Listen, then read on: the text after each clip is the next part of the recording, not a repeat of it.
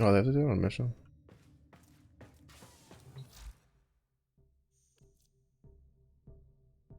Hmm.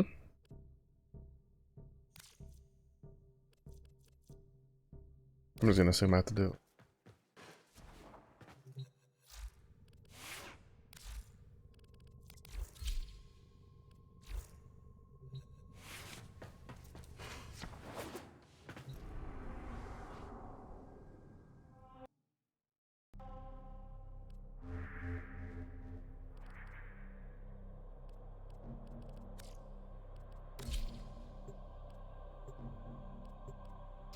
Yeah, the door.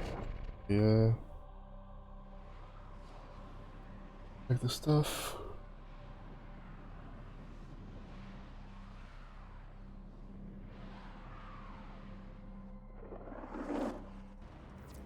You must provide cover for a lone sentinel. Set off the alarms and keep the infested busy.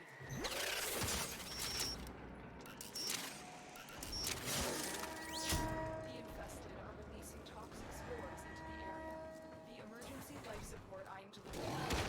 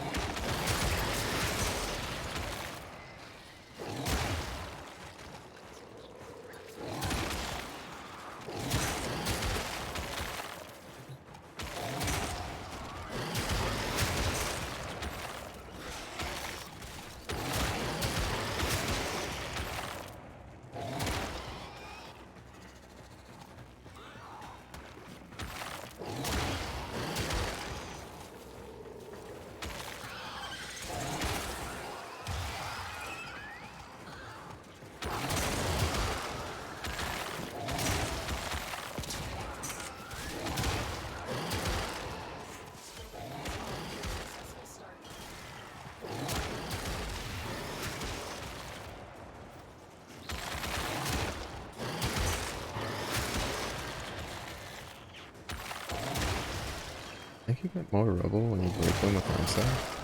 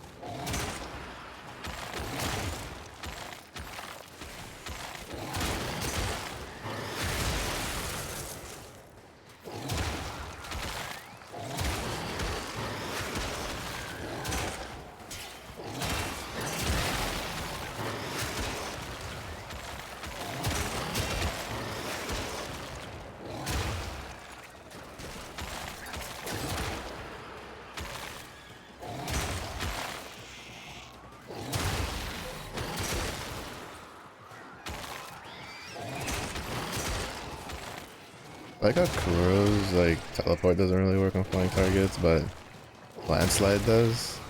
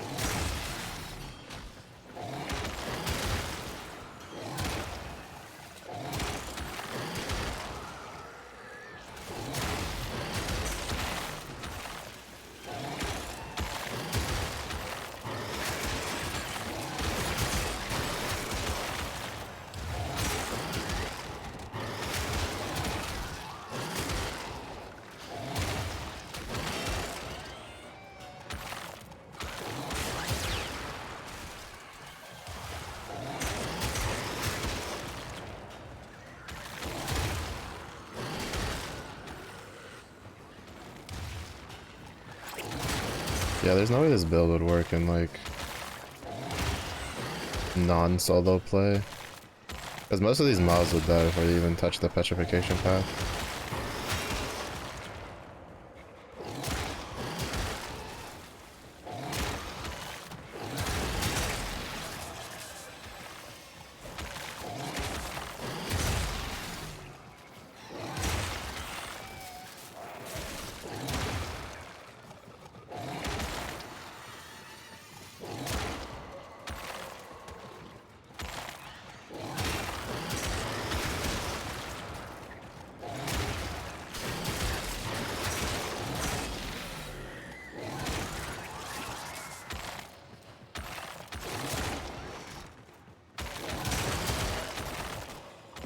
Free rubble.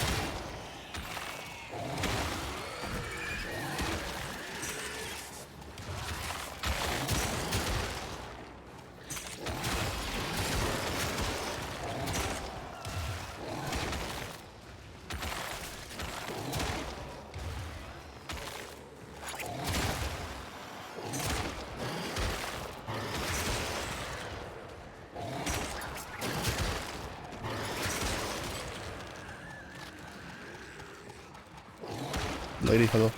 How was your week?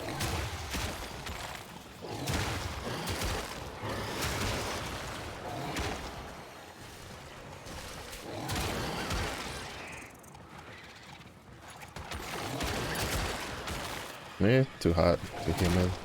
Got a headache for a while now.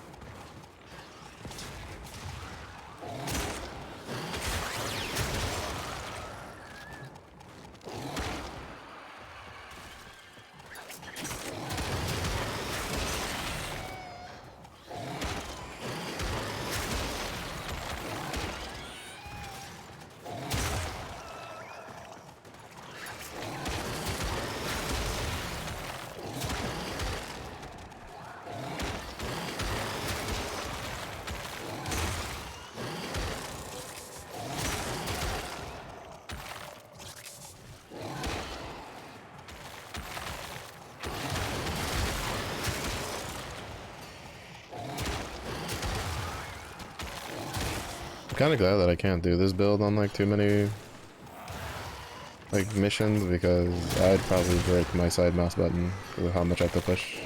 Just a single button.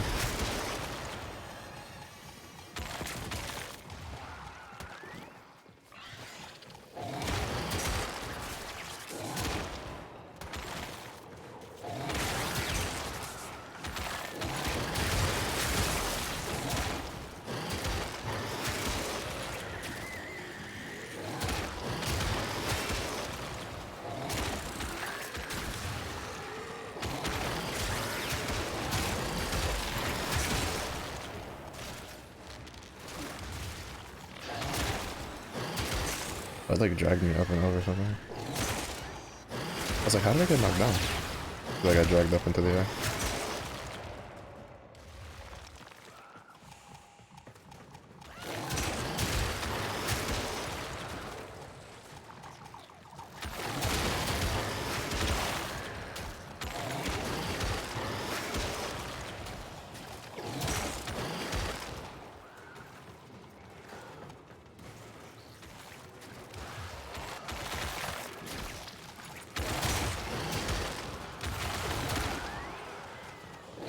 Oh, we can leave now.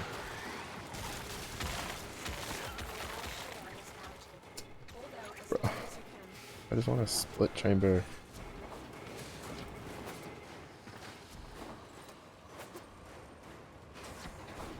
Mm.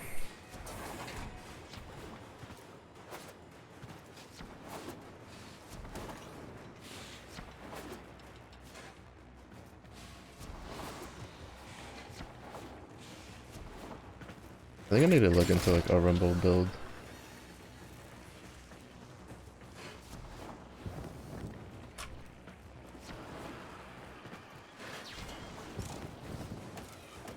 Right, I'm not playing Kuro.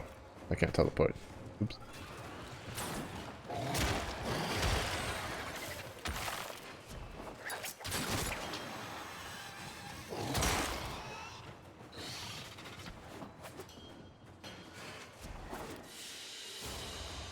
Ugh.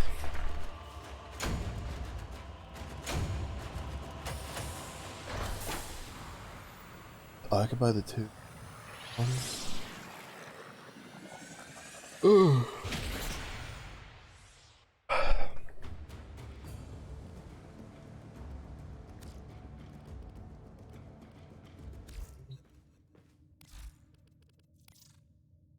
Here's what we can do for you.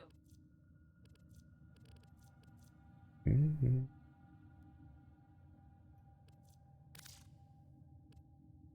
Open hell.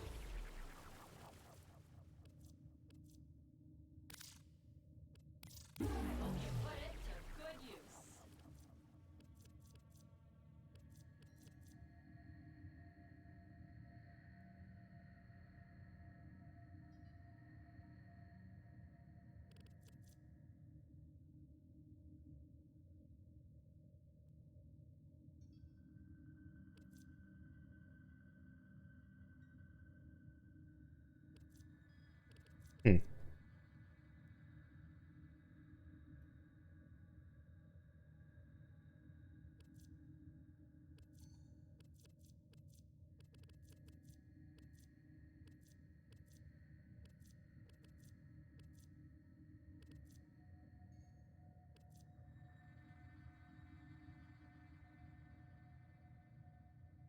I have a feeling. Probably not. Hmm.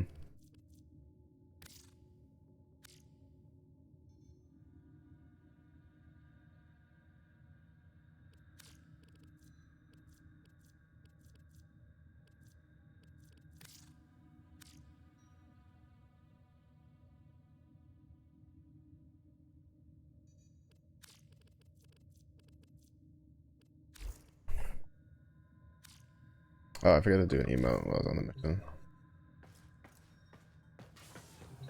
My bad. Oopsies.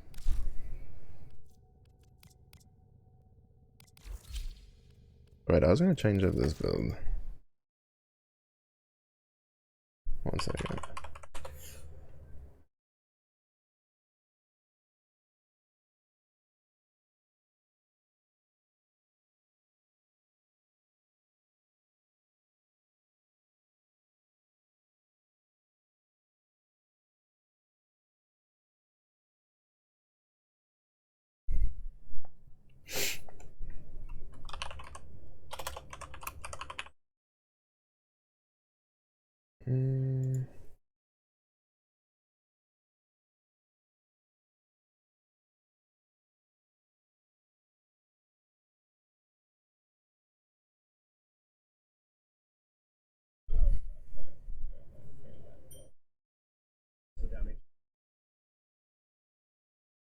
Mm. Let's see. What is this from?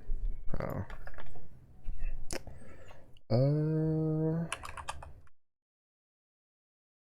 How do you get this? Here? No, bounties. C rotation. Hmm.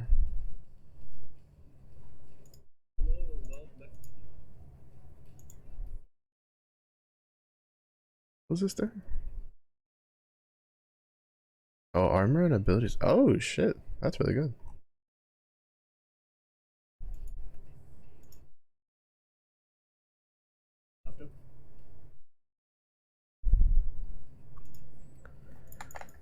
That requires waiting for rotations.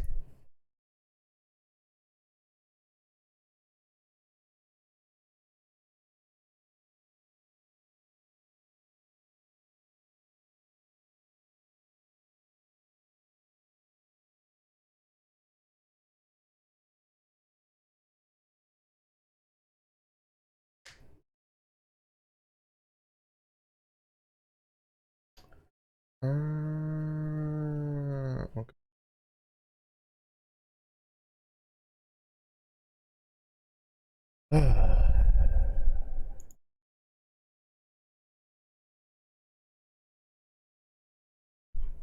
So I need to. Okay, so I need to do that quest line for that.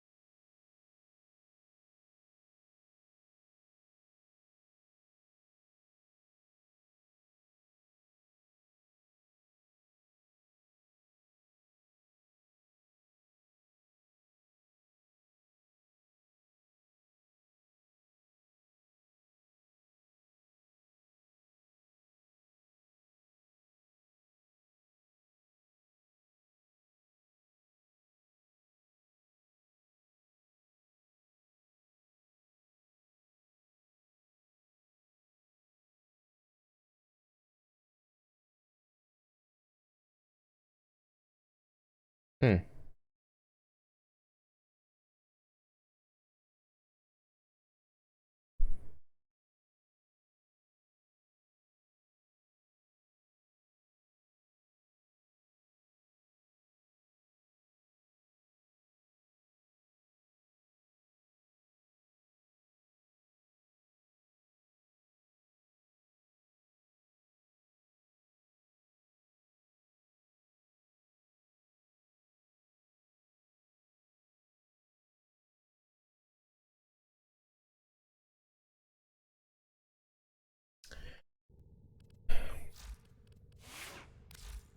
Worry about Rhino later.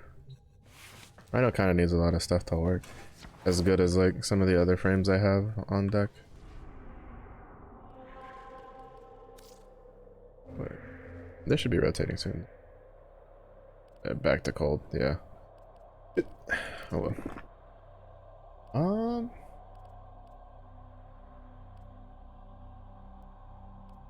Yes.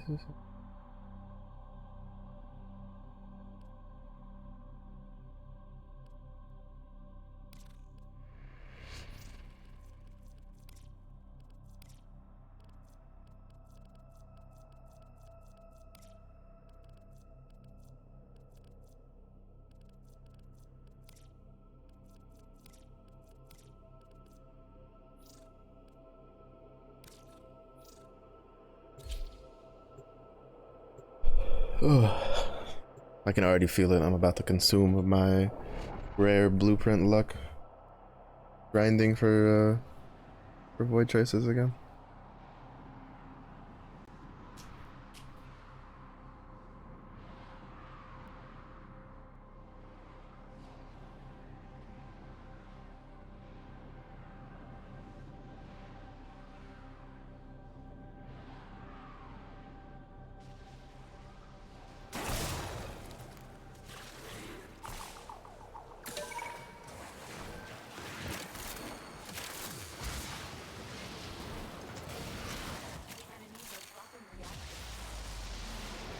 Ooh. Alright, it's a forest map. All the water and shit in here is always like a problem.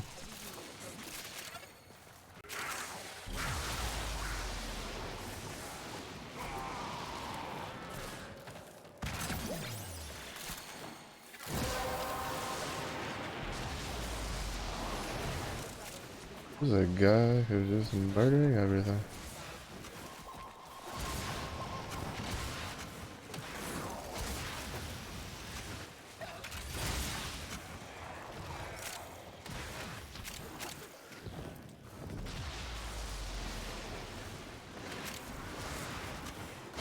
I'm just along for the ride.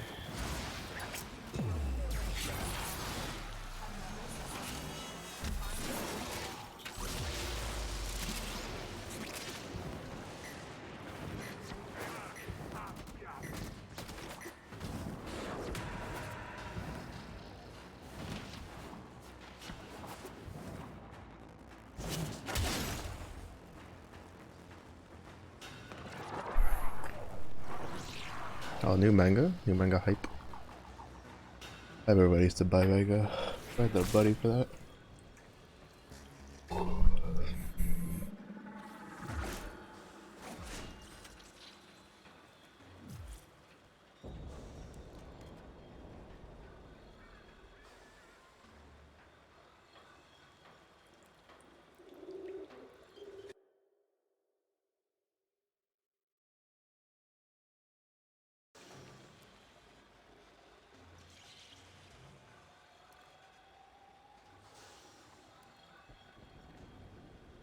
Ah, yeah.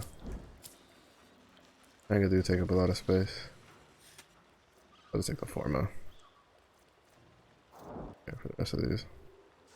I'll go to Lex Prime later.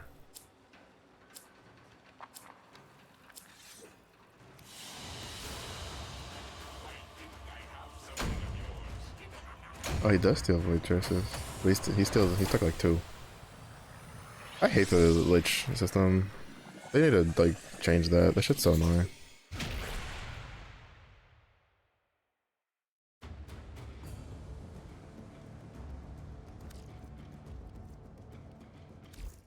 They killed it thinking I could get rid of it later. And I find out that the only way to get rid of it is by killing it. And I'm like not in the mood to deal with that anytime soon.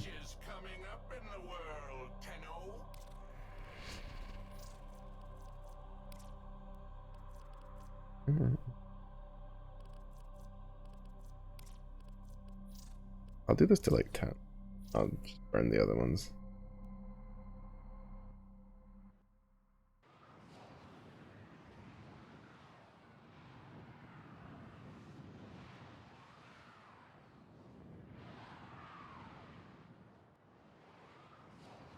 I now realize why like barrel stuff cost so many ducats or ducats, as I like to call them. It's because you get a lot of them. We received intel that somebody vital to enemy operations. Find them and capture them. There are vault fissures in the area. Use these to crack open a relic. You found a fissure. Look out for reactors. They're dropping reactors. Use it to crack open a relic. You found a relic.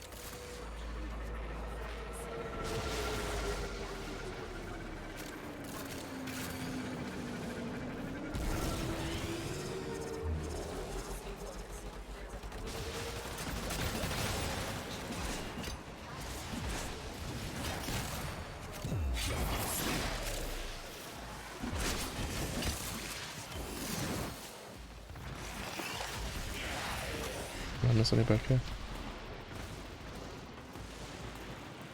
I missed some somewhere. Might one off from the other guys. Alright, there we go.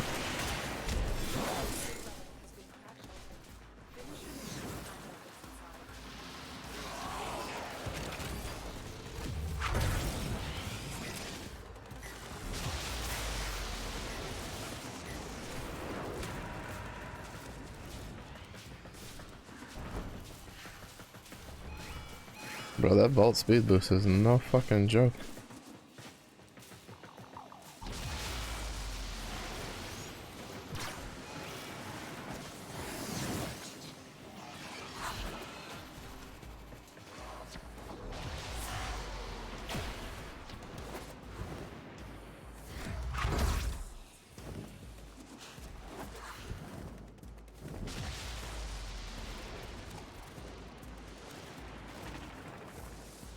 Yeah, I can't imagine it was during a mission one.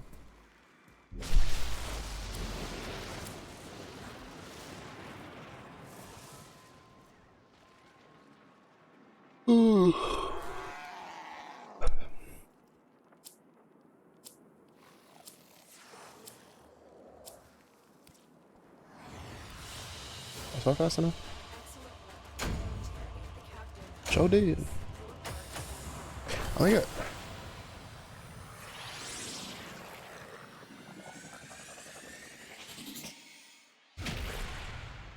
I don't understand how the void traces works. Yeah, I got 6. There's no way I'm at cap.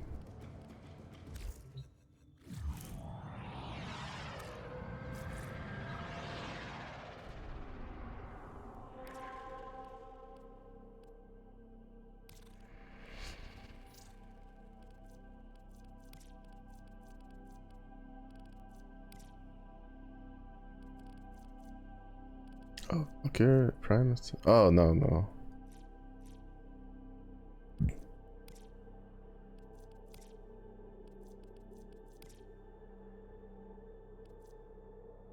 Mm, mm, mm, mm, mm, mm, mm, mm, mm, mm, mm, mm.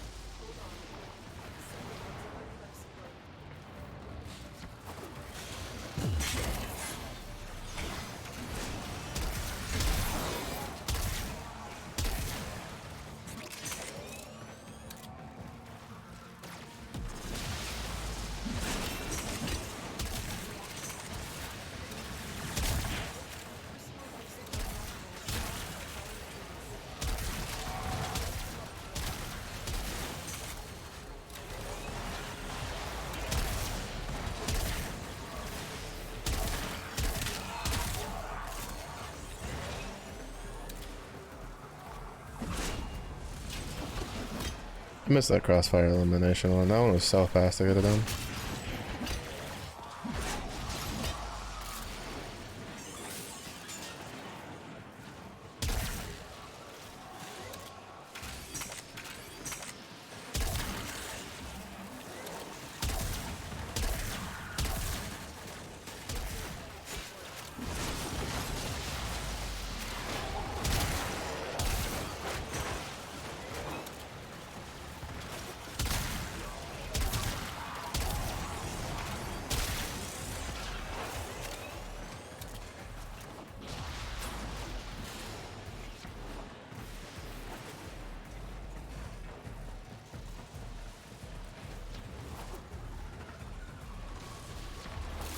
I delivered a life support pack to the area. Activating it will buy you more time.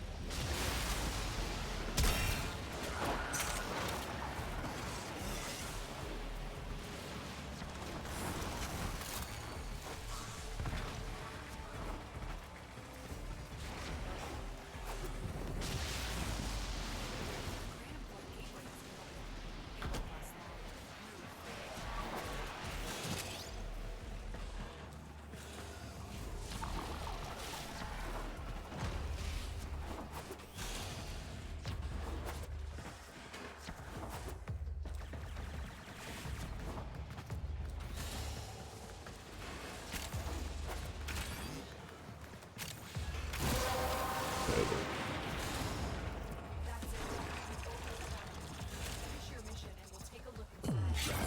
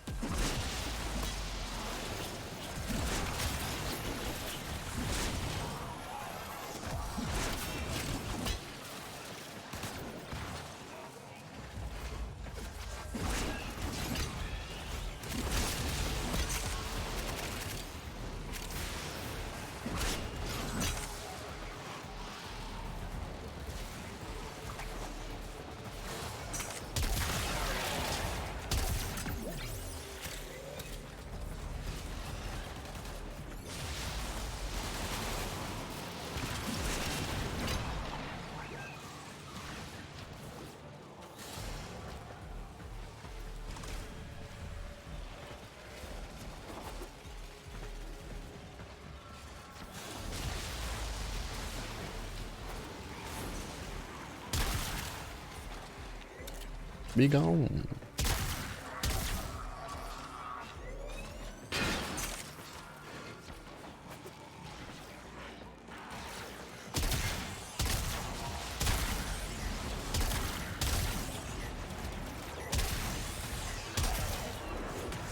Operative has just made their first discovery. Keep up the good work. When you need it, extraction is ready.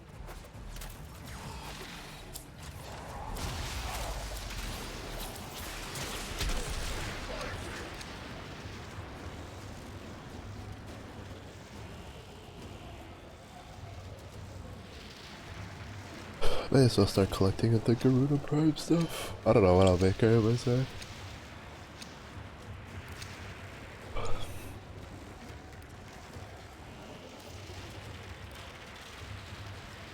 Actually put it all away. Put it away, nice. Ugh.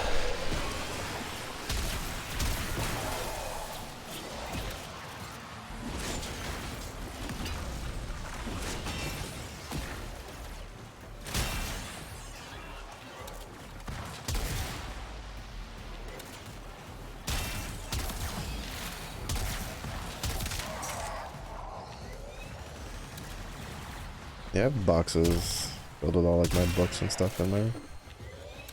Cause I'm too lazy to unpack them after moves.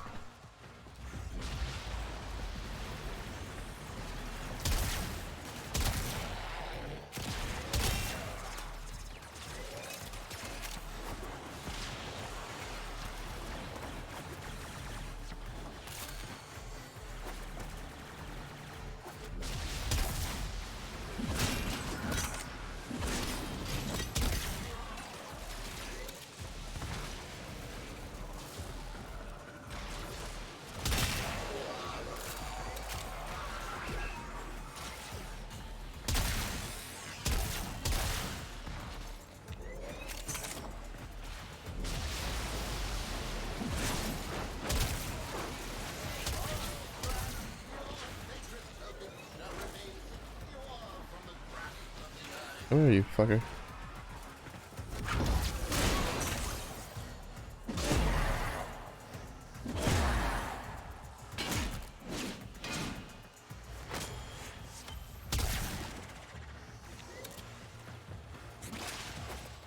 A little thwack to the side of the head with a hammer. Problem solved.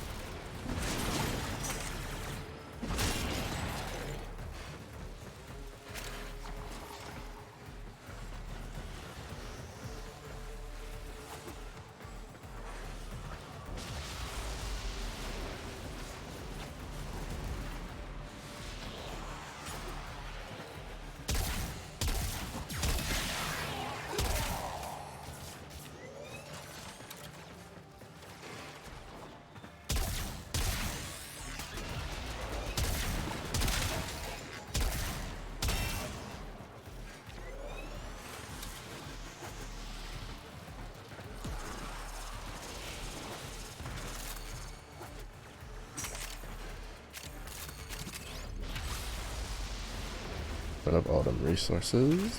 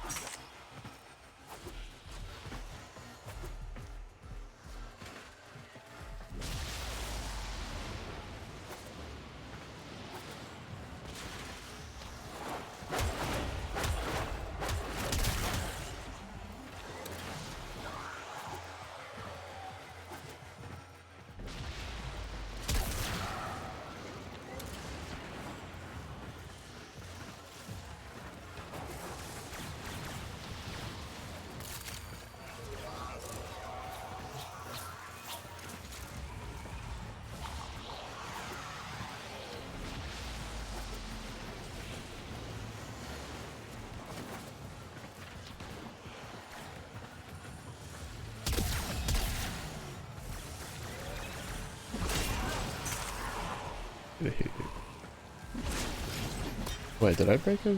I didn't break his ball. Ah, that was somebody else. Whoa. Oh no, the bubble's still there. Okay. I don't think I can break a frost bubble. Like allies can break the bubble. It's only enemy gunfire.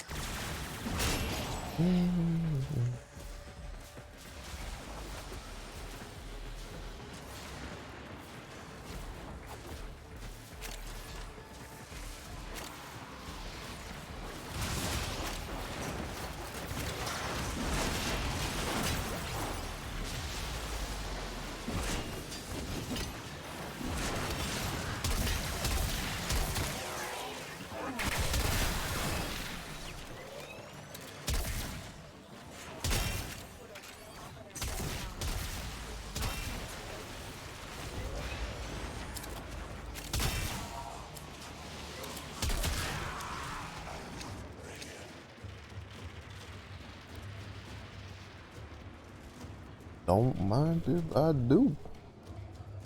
I think that's 2 prime parts I have now.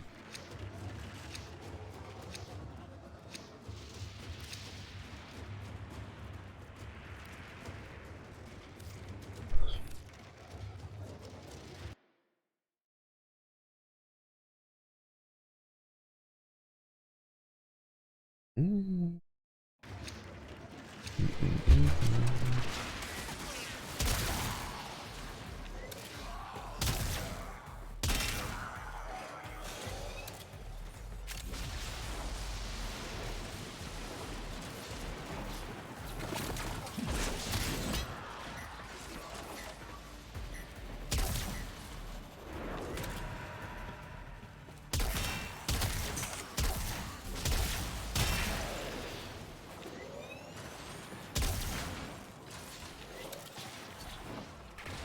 I'm over there tucked off in that corner.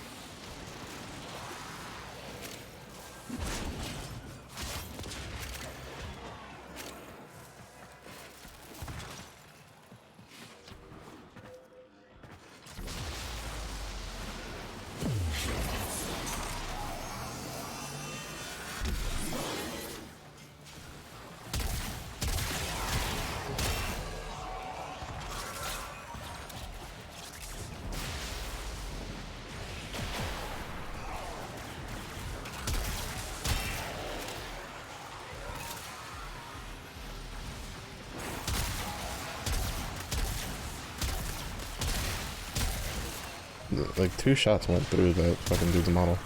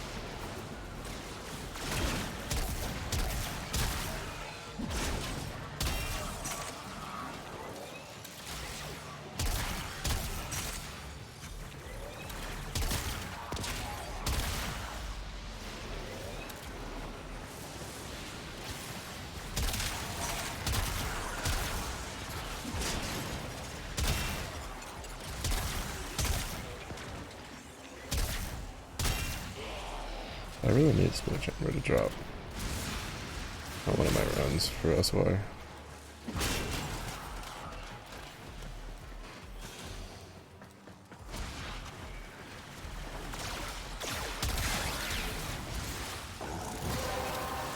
we go.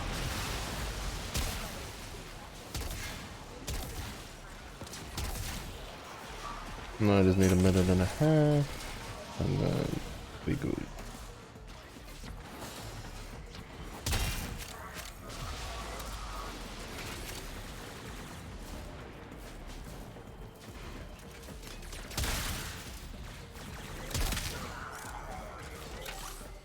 Oh, okay.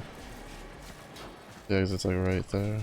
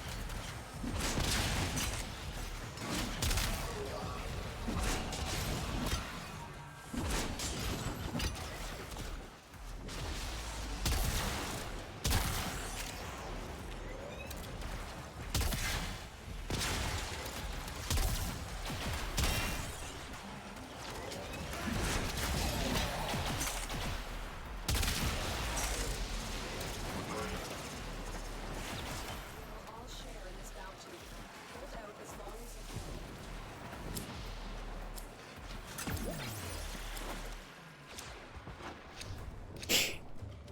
What's up, Fizzy?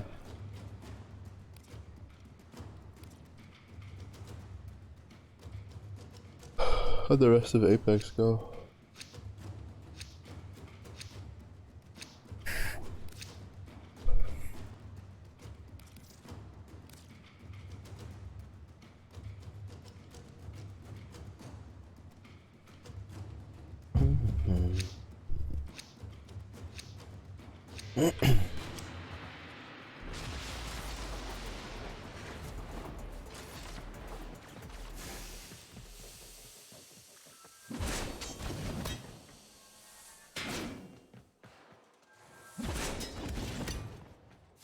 Two wins, nice, let's go. How's the rev rework feel?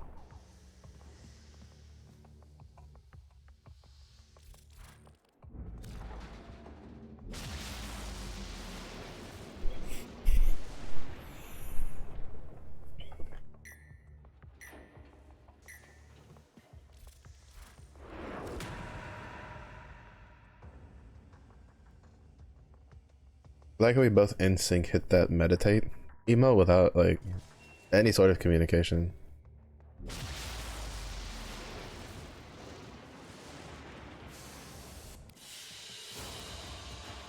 job well executed.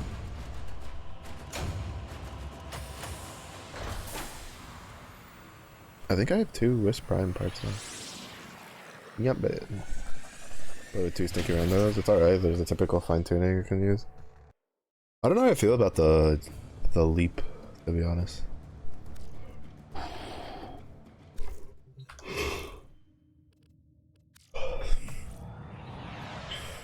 Like just from watching people use it. Also, if you wanted to hop onto some, no? I'm probably just gonna be cracking Void Relics open for the most part today.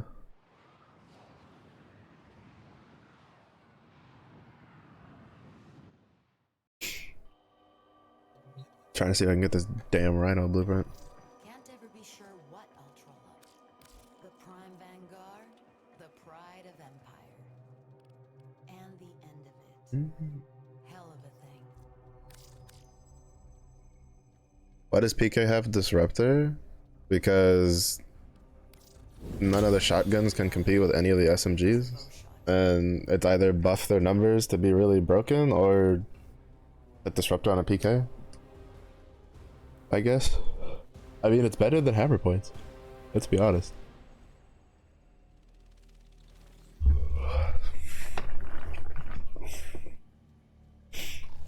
They're just trying to find a balance between SMGs and shotguns.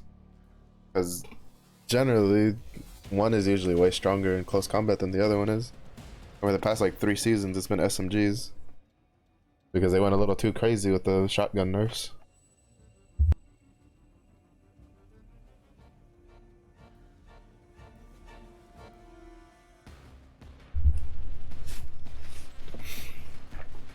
Yeah.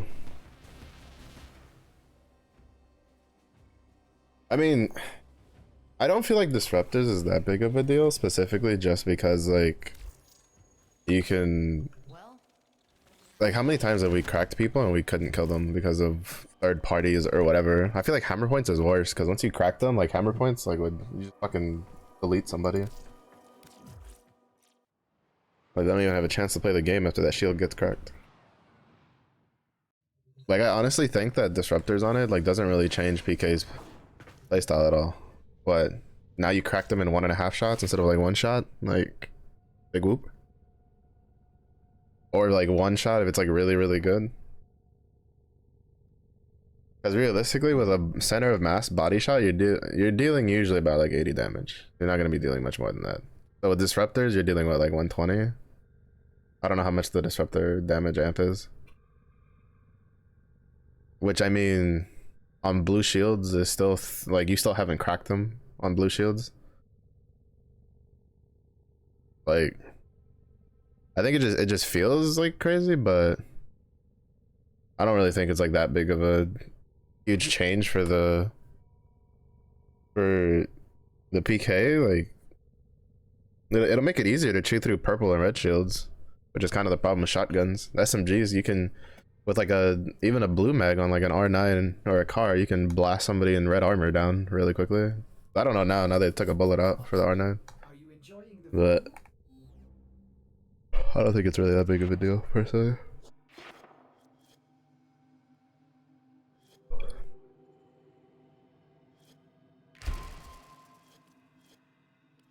Yeah,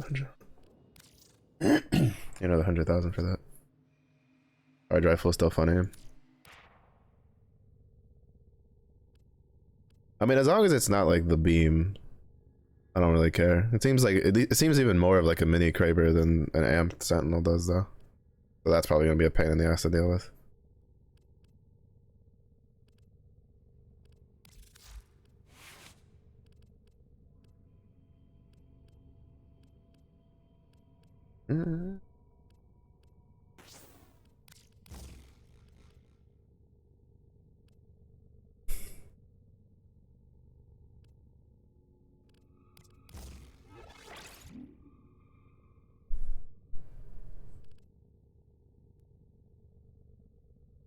Oh, it means I can put 1 more point into this.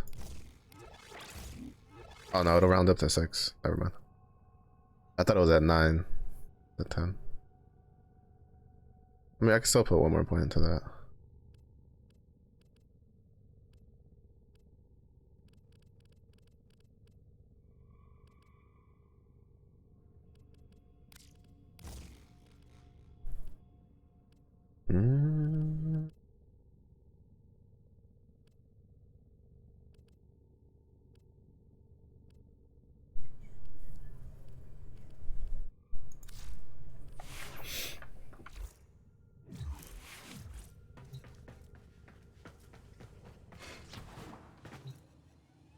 I mean, it'll be annoying. That's such a high damage like sniper in the game, but it solves the problem of where like charge rifle is the most efficient sniper in the game because it was really hard to waste ammo on it. Like really, really hard to waste ammo on it.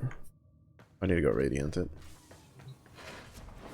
Because you could usually at least like tickle someone for like 10 to 12.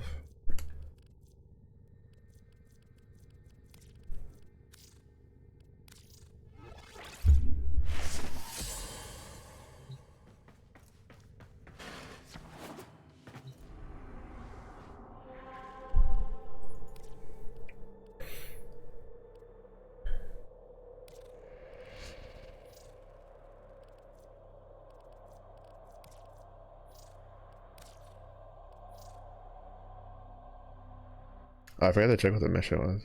Like what mission type it was. I don't think it'll be a spy because it's infestation. If anything, it could be the one that I think it was yesterday, where it's just you just blitz everything to death. Usually crack open the relic like 2 seconds in. Yeah, it's this one.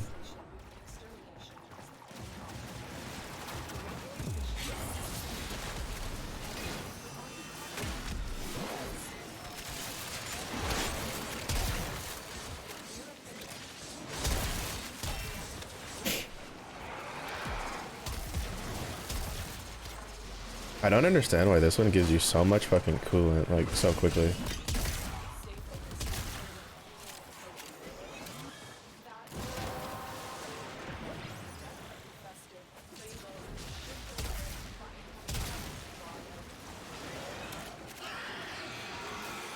Like, we've been here for like 30 seconds and we're already done cracking open our relics.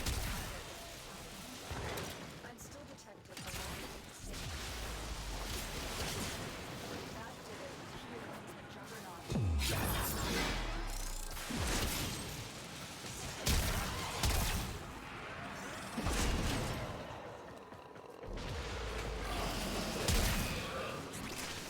That did it. Here comes the Juggernaut. The dead Juggernaut.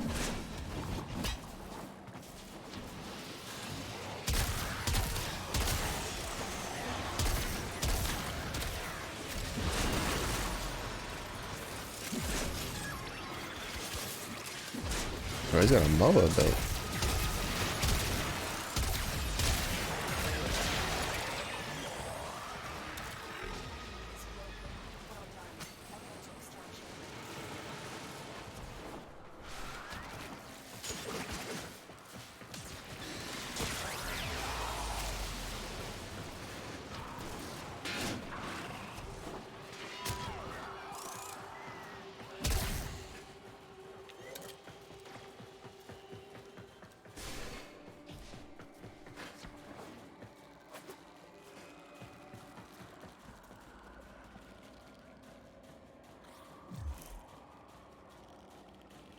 You guys in here with T7 relics? I don't know what those are.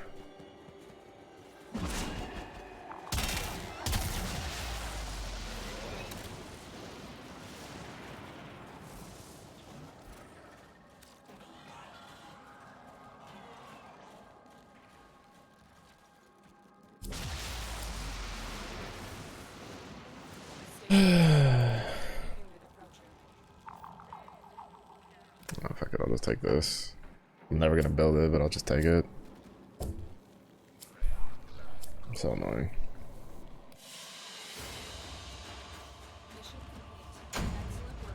I just wish there was some sort of like RNG safety net mechanic. Cause like it feels terrible to farm for the Resurgence Prime. Like it just feels utter dog shit. Like it's literally the worst feeling farm in the game, in my opinion. Like it doesn't make me want to play the game. And unfortunately this is literally the only way I can fucking get this thing. So it's like, well, that's fun.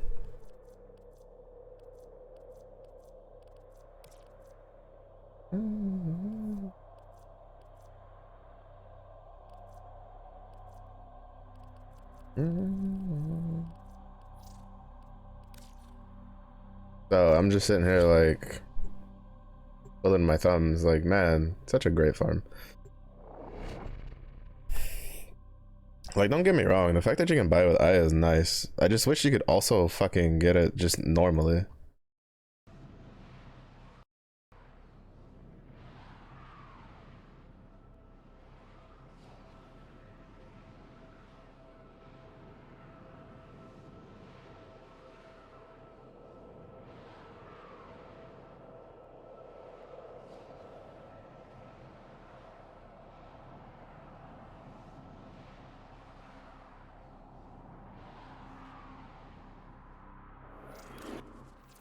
The area is crawling with infested. If it's not a terror.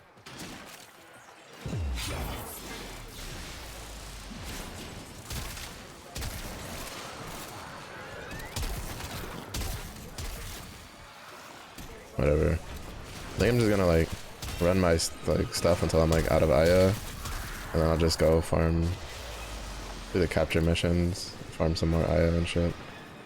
Stay focused. There's a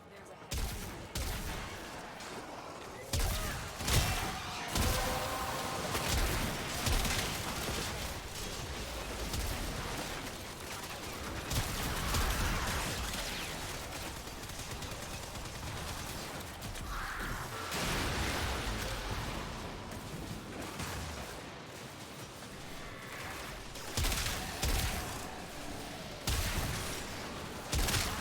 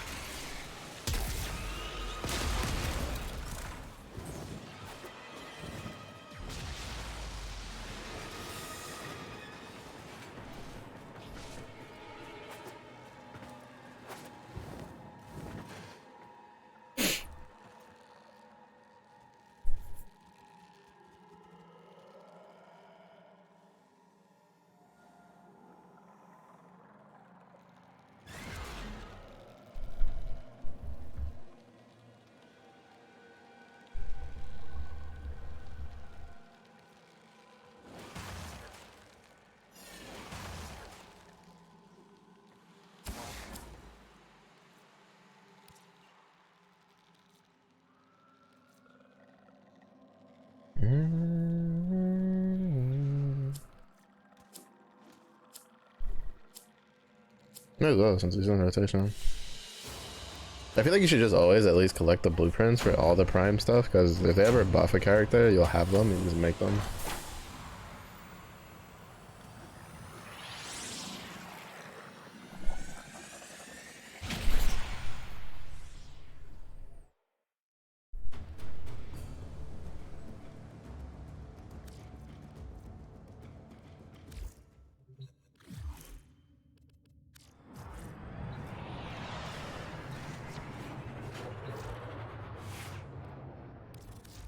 Excellent armaments, operator. Please return covered in blood. Safe and sound. I want the form of this at some point. That'll free up 6.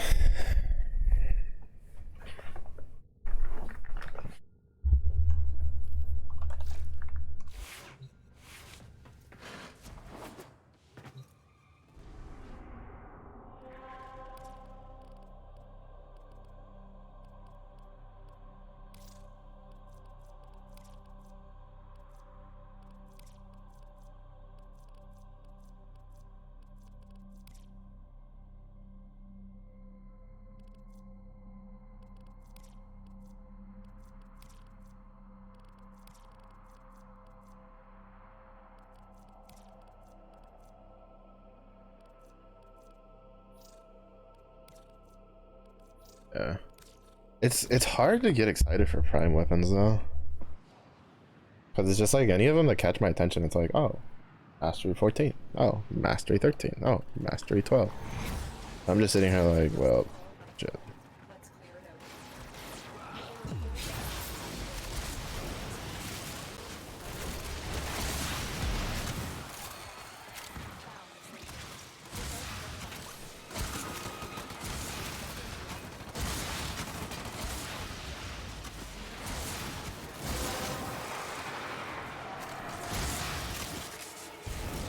Stay focused. There's a heavy unit. That's it. You opened a relic. Finish the mission and take a look inside. Juggernaut nearby. High concentration.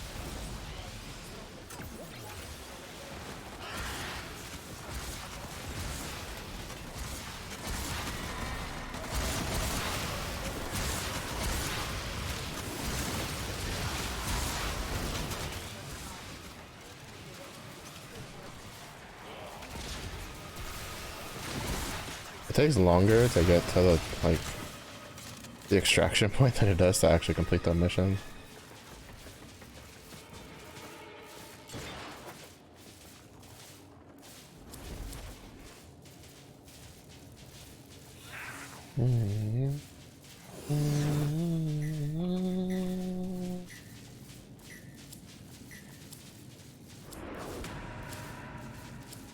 It's actually kind of funny.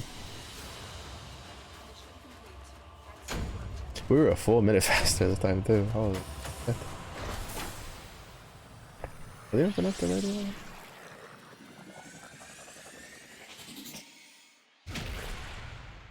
The biggest reason I'm trying to do Neo ones is just in case somebody else, I get like lucky into someone else's group that's like doing an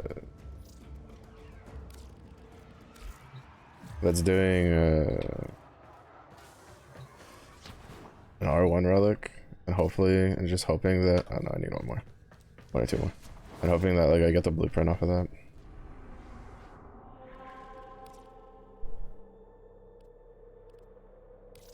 Alright, we can get one more done.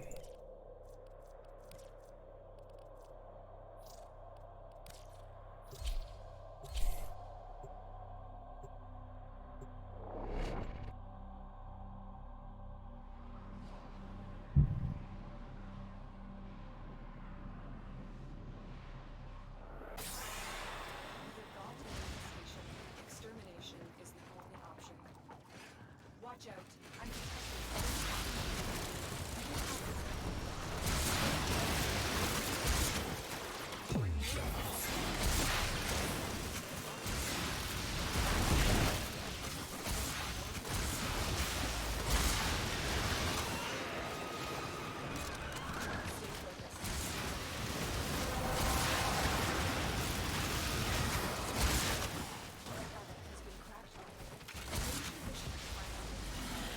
Well, I was gonna resin, but alright.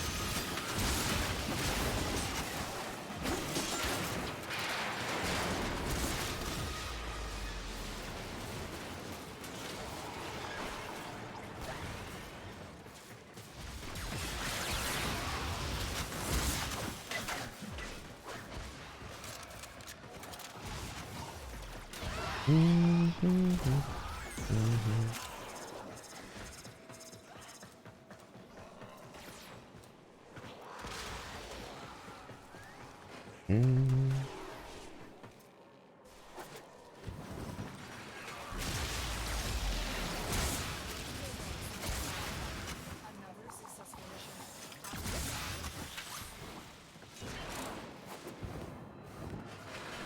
Stay focused.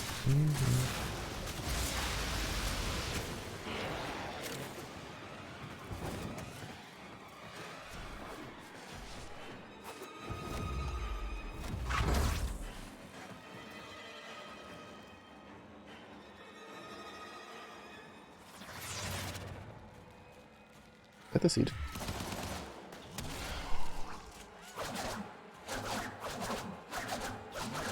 No.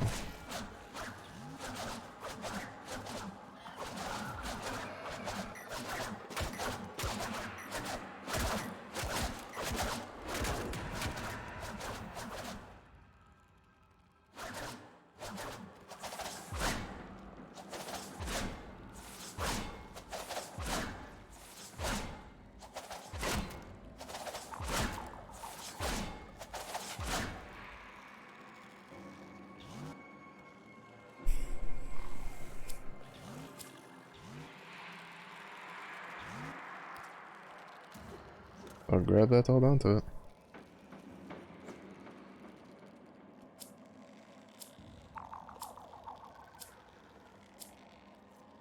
I've heard it's not bad, like Gunson Prime. I just don't think I'll ever use it. I think I need to do one more. Yeah, I don't understand like what dictates, because like it's a pretty big variance. I've gone from like 11 to like 30 or 40 in the same mission. I got it yesterday. A couple times where I just get 30 I would just get 30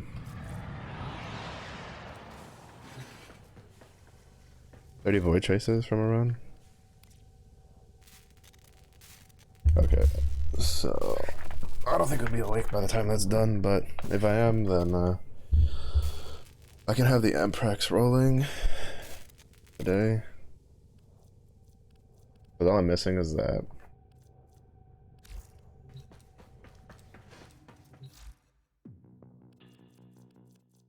I need to finish this one.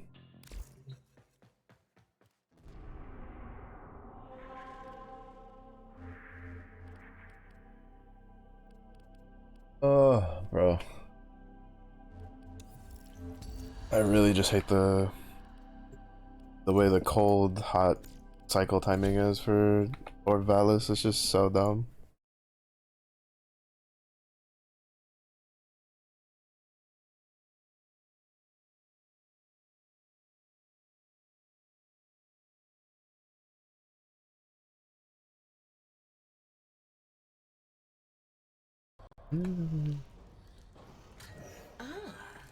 A drifter. I won't ask where you've been lately.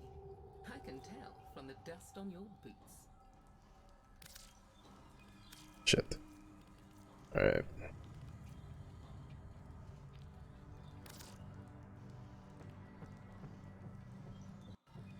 Wait. There'll be other times. Mine's level 1 though, yeah? Yeah, mine's just level 1.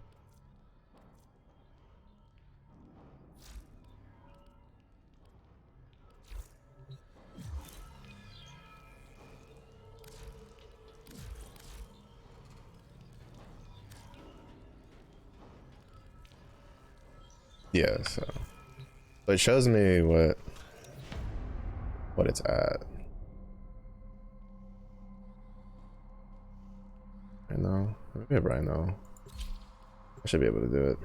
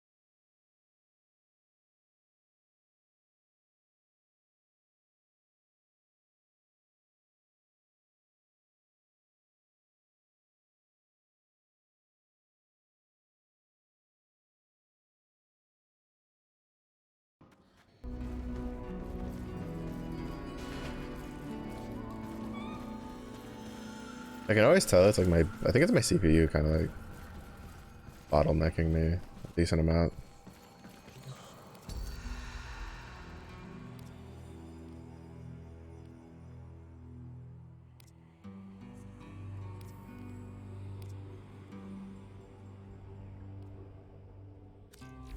I don't need Rhino, dude. I just want to use Mirror.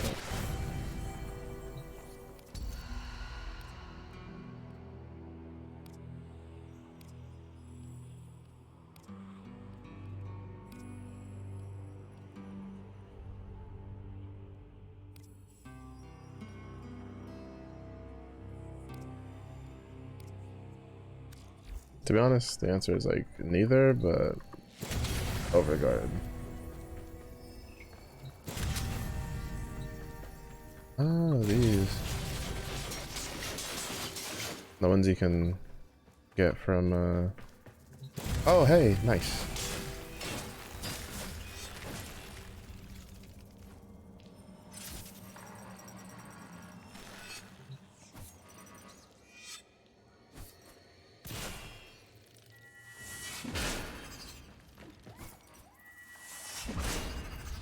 Yeah, the glaive. It charged heavy. I wanted to try it out.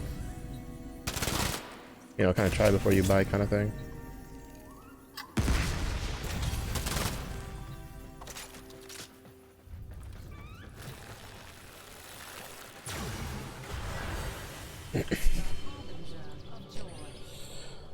That works. Alright, since we don't have cooler on this one, I can just kind of speed run this shit. Better than they did. You cannot dwell on your woes forever. It's time to spread some positivity for a change. Oh, don't worry. I'm on this journey with you. Thousands have left their shrine in disrepair. It doesn't matter who. If you truly Wow. want to be happy, you need to be the bigger person and mend it.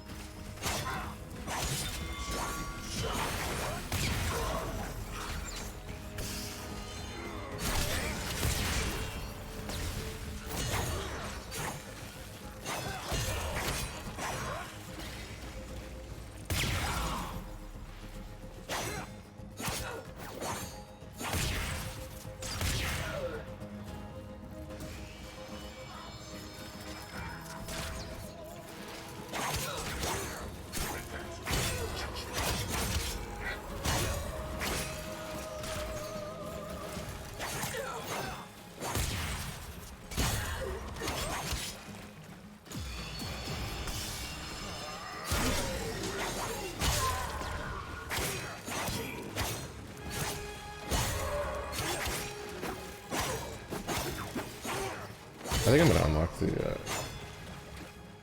the spear next, or the mason shield.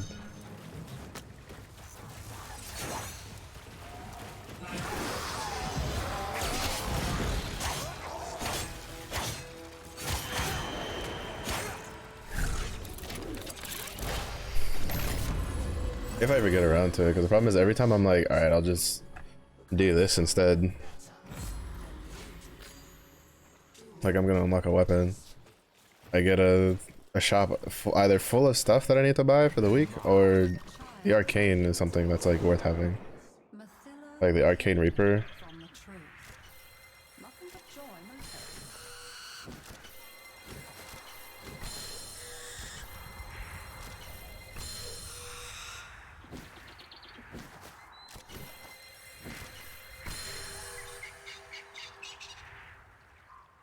The arcane reaper is really good for both Kulero and for whatchamacallit, for Atlas, both of which I plan on playing a lot of. It's time to descend into the undergrowth and to make things right. It may not be what you want. Go, go!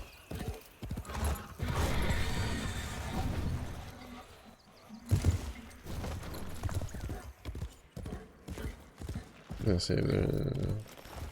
I have a feeling the next one's in here. I was trying to see if there was like a freebie one, as I like to call them, like to collect the possessions thingamajig. Easy, Kate.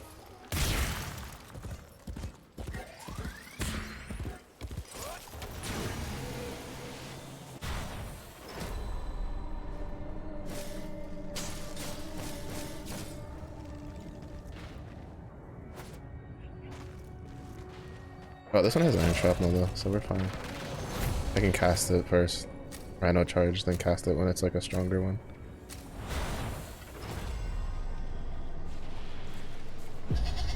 Oh, fucking...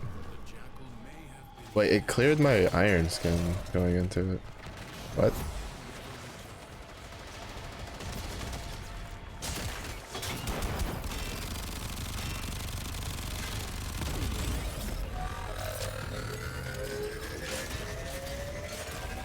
That's so weird.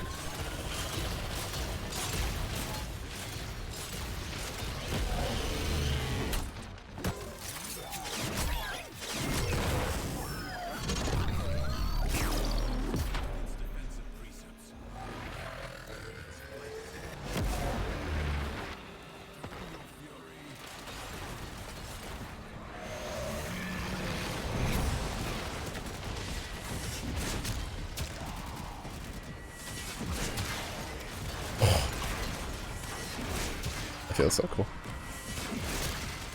Too bad it's not very good. I don't know if they'll ever buff it, but I was watching the video on it and they're like, yeah, it's... The glaive itself like has really weird properties. So they're like... Oh shit.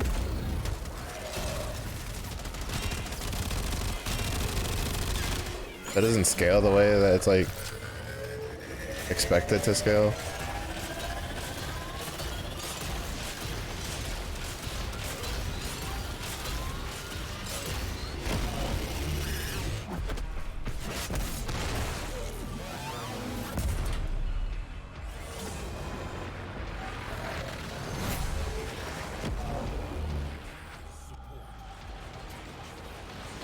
Do I not have iron shrapnel?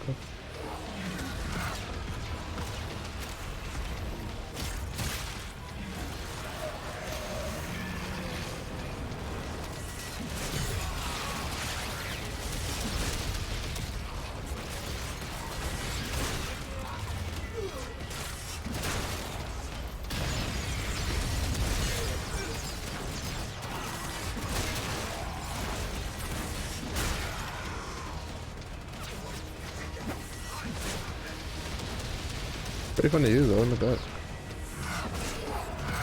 Of course.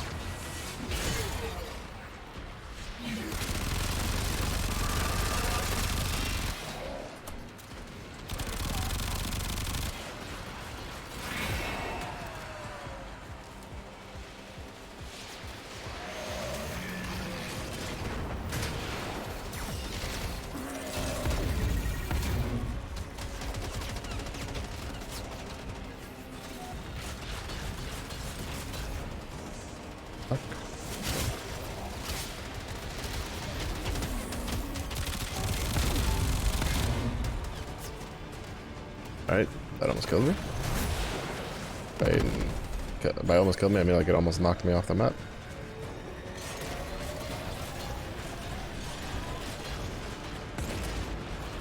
Okay.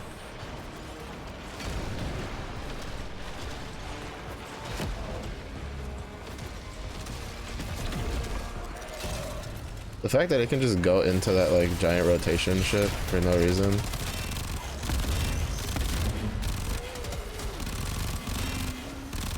Just cause fucking stand still. Oh my fucking god, dude, just stand still. Holy shit, that's so annoying. Like he just moves around for no reason. Like I'm not even moving, right? Like I'm just sitting there tanking and he's still moving for no reason.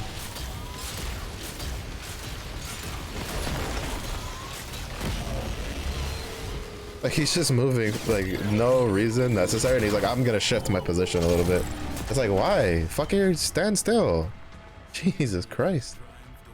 Like you don't need to move that much. I'm literally just standing here doing this and he's like, oh, move this way, move this way. Oh, you can't shoot my leg, you can't shoot my leg. Fucker.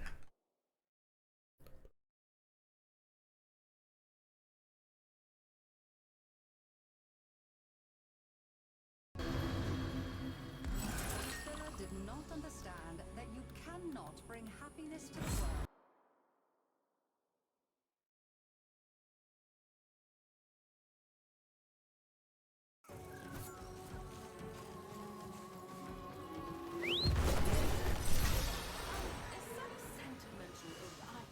Yeah, I don't know.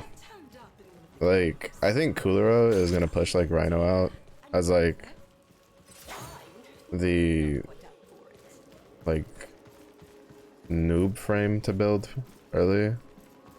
Like the new player, the newbie frame. Because like it's so much easier to build his overguard. And so much easier to maintain his overguard, and I feel like just in general, like he's just like, to be honest, the only thing that like Rhino has over Kulero is the roar, which at like low level content, like I'm like, to be honest, like is not that big of a deal, I feel, compared to just having an overguard that you can stack up to like off, like, because from the get-go it's like, I think it's like 10,000 like at base. You put intensify on it, that's like, I think it shoots it up to like 15,000 or something like that. If she did, her failures merely made her more determined to succeed. Like it's like, I don't know, the more I use Kulero, the more I'm just like, he feels just so much better to use for like, because even at this point, right, where I have the technically quote, well, I guess I unequipped like iron shrapnel, but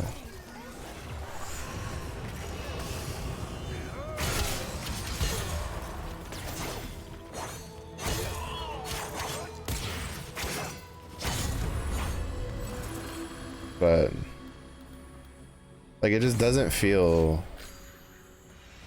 like Rhino just feels weaker than Kulero.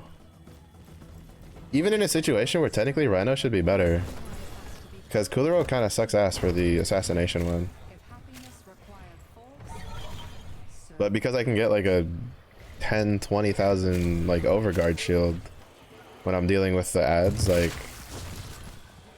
without having to do anything extra, like hit something with a charge, anything like that. But that's the big thing, right? It's like, oh yeah, well Rhino can get like 500,000 shields. True, but he requires a lot of setup to get up to that much, and it's built around you doing like the charge, right? Like you charge a big pack of enemies, so it gives you a fuck ton of armor, and then after that you push your iron skin and you get this giant iron skin.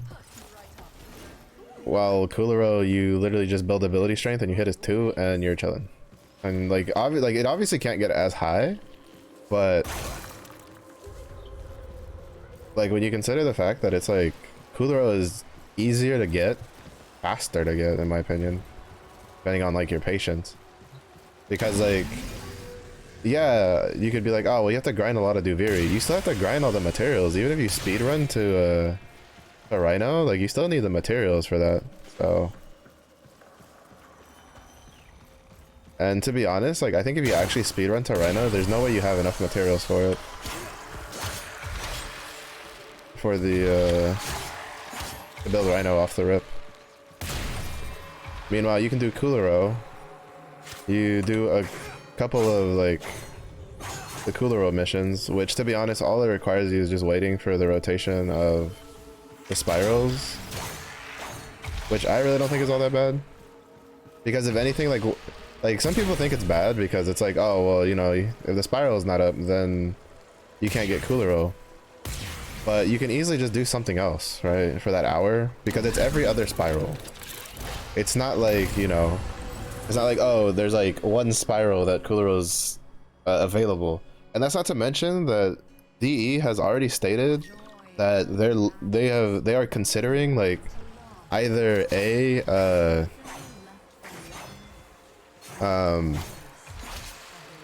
bringing back the Kulero event one where you could guarantee a Kulero spawn on a story one, so you can kind of like speedrun it, because it's a little easier. For like, while it still costs like Pathos clamps. Because the way it worked was like when Kulero released, for the first like 2 weeks, you could, for I think it was like 10 Pathos clamps or something, 5 or 10 Pathos clamps, you could do a story only run that guaranteed you getting a Kulero as one of the objectives, and you could do that to like guarantee speedrunning the like getting the materials, you know, whenever it's not the spiral that he's active. Or just straight making him available on all spirals. So it's like, if anything, he's probably about to become easier to get if they decide to do either of those. So it's like, I honestly think Kulero is eventually going to be the, here, farm and build this Warframe second. Or this Warframe first, right? Because usually like Rhino's the one that everybody's like, oh, just build a Rhino and then you're good. Because he's really tanky, he has roar, you know, you just have to build armor and he's like, and you're chilling. Well, Kulero, you just build ability strength and you hit your 2 and you now have like a ginormous fucking shield. And then you hit your 2 again and you get a bigger shield, and then you just stack onto that shield, right? Because that's the other issue with Ironskin, right? Is it's like, without an augment, you can't refresh it manually, like as long as, like you could have like 20, right? Like you have like 20 Ironskin left. Like literally a 20-point Ironskin, and you're like, man, I really need to like refresh this this Ironskin into something else. And without an augment, is like, you're not getting that, like at all. An augment which requires an Forma Orkin reactor and a rare, whatchamacallit,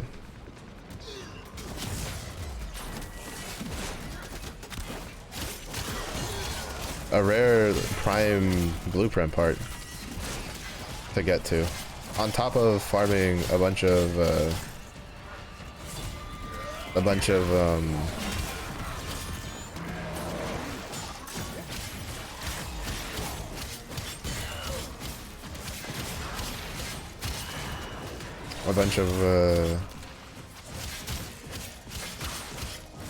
standing, right? And like, I know a lot of people are like, oh, you can just buy with plat, bro. Not every new player is going to sit there and be like, okay, I'm gonna spend my plat on this augment for this Warframe that I don't even know if I'm actually gonna like them. Like, I'm just building them because people are telling me to, right?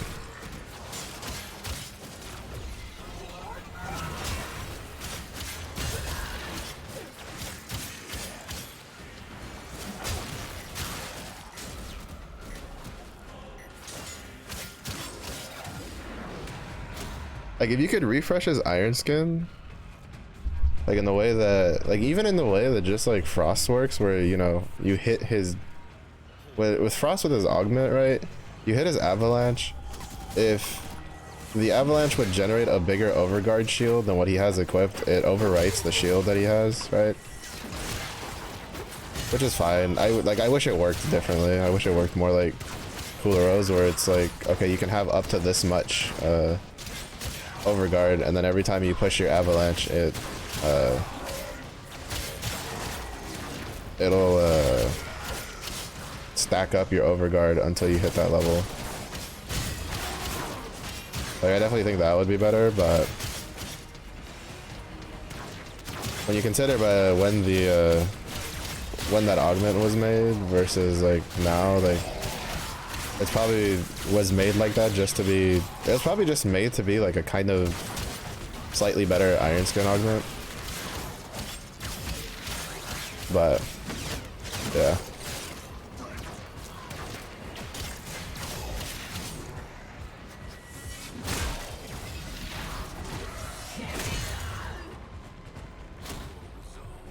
It'll be interesting to see. Like, I think if they make Rhino like be able to reapply his Iron Skin, then definitely I'd be like, yeah, no, just get him over Kulero. Because if he has that on top of his Roar, then he's 100 times better than Kulero. But without it, like, because realistically, besides Iron Skin, like, his only other good like ability is Roar. Because his charge is useless without the augment mod. So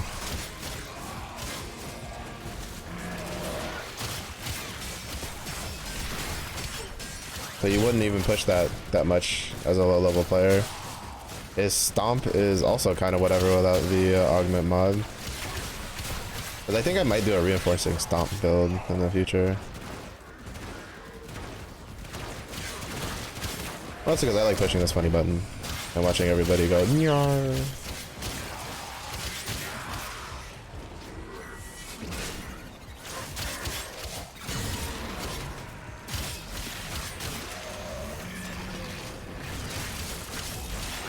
Meanwhile, on Kulero, the only button that's kind of like whatever to push on him, like at low levels, is his 4.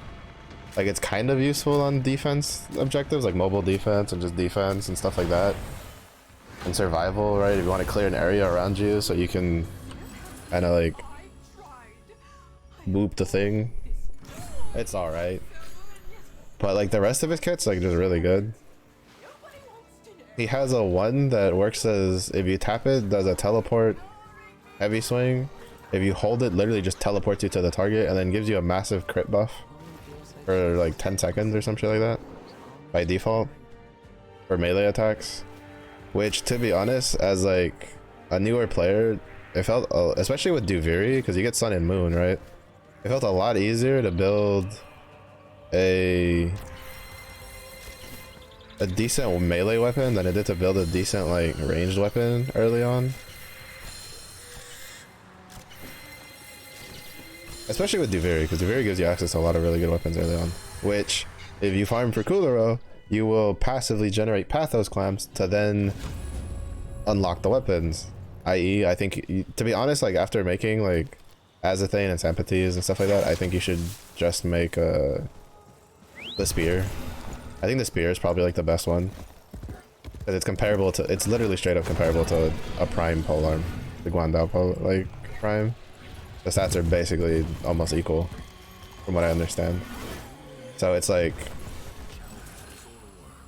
you just make that and you're cool. The shotgun, the Kulero shotgun is like, kind of whatever. I really wouldn't say farming for it. Like after making it and using it, I wasn't overly impressed by it.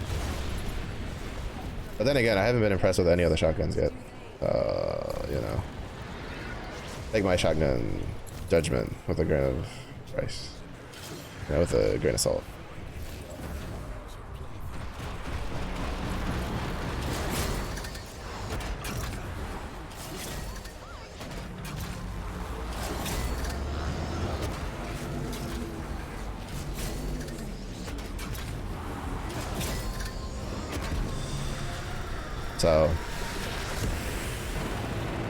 So there you knock out 2 birds, 1 stone, right? You farm the mats for that, you farm the mats for, because you're gonna do your second run anyway, right? So to get the stuff as a new player, to get your blueprints, and so you're gonna get your rune marrow, and then you're gonna run the stuff for the mats anyway for Kulero, so you might as well just do a full run to get the mats for the weapon you're gonna make.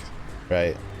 And then at the end of the day, you now have a Warframe that gives you a big crit buff for your melee weapon that's going to be really strong at Mastery 0.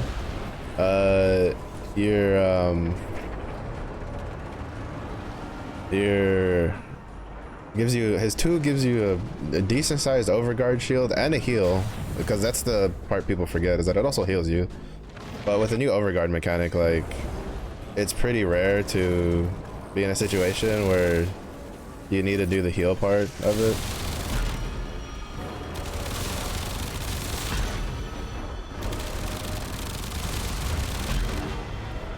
So,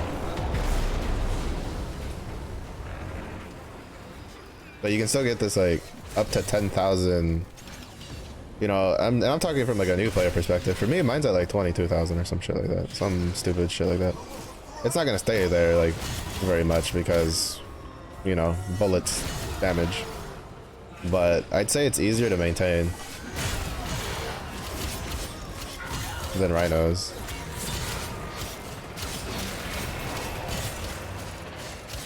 And then you have a 3 that lets you link enemies together so they all take equal damage, and it starts off at 50%, but to be honest, like, it's still a lot of damage, because if you get in the middle of them and you start swinging, like, you'll deal the damage to all of them, and then they all share the 50%, the extra 50% damage anyway. So it's really useful. I've started to like make sure I use it more. Really nice. So yeah, in general, I feel like Kulero is, if they don't do anything to Rhino to like make him put some quality of life changes, like I don't think Rhino needs like buffs, right? I think he just needs quality of life stuff. That's it.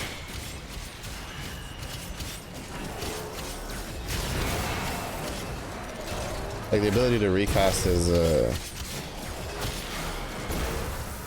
iron skin without needing an augment for it, like stuff like that.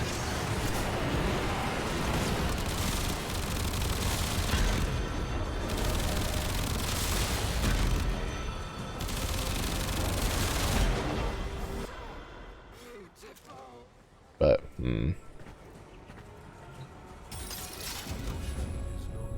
it is what it is. I'm still farming for his prime version so I can use him. Well, so I can have him.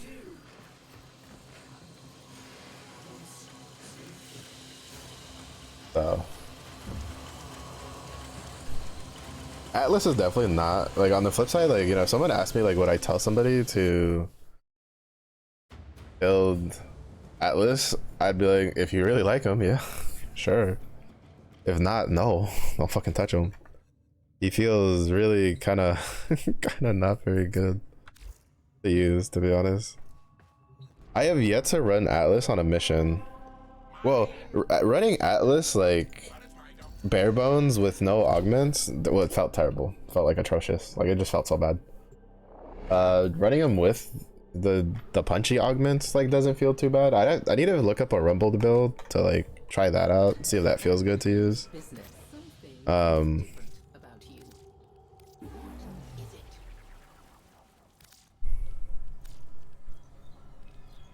But yeah, for the most part, like I would not suggest, if anybody ever asked me, like a newer player, they'd be like, should I build Atlas? I'm like, I would honestly tell them, I'm like, look, first of all, it's gonna take you a while to get there anyway, because it's over at fucking Eris. If you got him from Duviri, you know, I'd be like, look, just hold on to those blueprints, like, and I guess maybe craft them ahead of time, like just have them sitting in your foundry until you get his augment mods. Because once you get his augment mods, he feels a hell of a lot better, plus strength mods and stuff like that. He feels so much better. But even then, like, I've literally only played him on one mission where he feels good to play. I need to look up a Rumble build though, because I think like for non like solo missions, like you basically just drop Rumbled for Rumbled, so that way you keep like Path of Stones, right? Like Path of Statues. But then you get rid of Rebel Heap for Rumbled. So that way you just gain this massive well, not massive, but you get this big overguard. You can't be knocked down. You lose a lot of movement though. Like that is like something to keep in mind.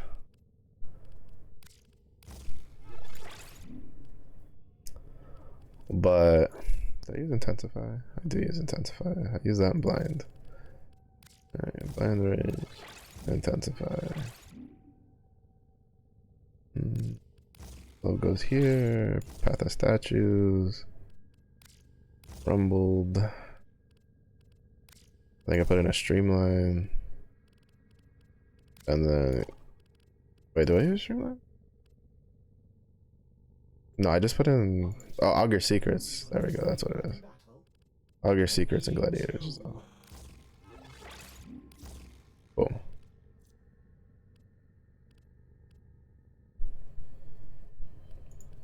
So then you have this big old shield. Oh, okay, so you need 3. I thought it would be like 1. I thought it'd be like you'd need 2, then 3, then 4. But no, you need like 3, then 6, then 10, then 15, then 20. Jesus. Oh, that's insane.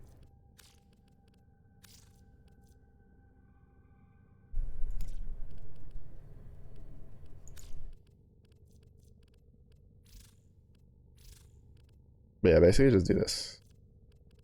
For now. I think once you get like Guardian, it's a little better to put that on just so he gets a... Well, I mean, he doesn't really need the strength though. Like if anything, like he really doesn't.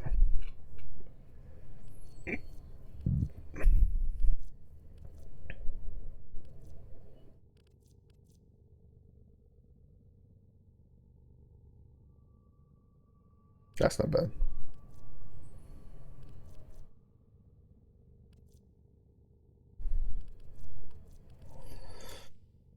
But yeah, I definitely would not suggest like making Atlas without having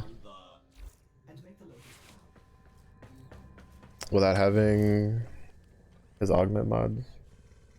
He just doesn't feel good without them. I have 2 Warframe slots free.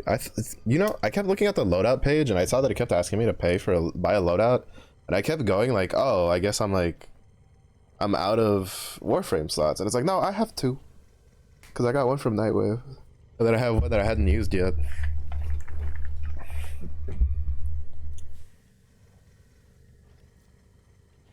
That's 20. Technically, I could buy 1, then use 2 slots. 24.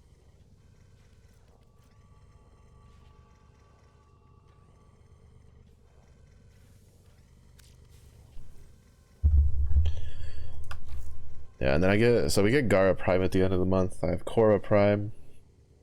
I'm gonna make Rhino Prime. I'd like to make Hildern Prime.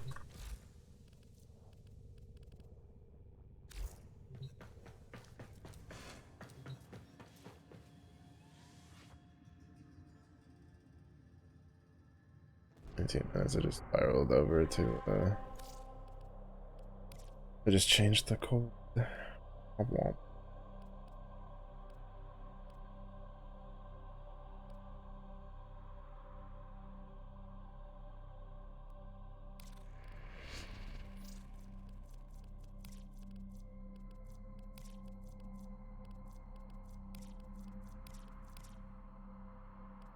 Oh no, I think that was a Lith rather.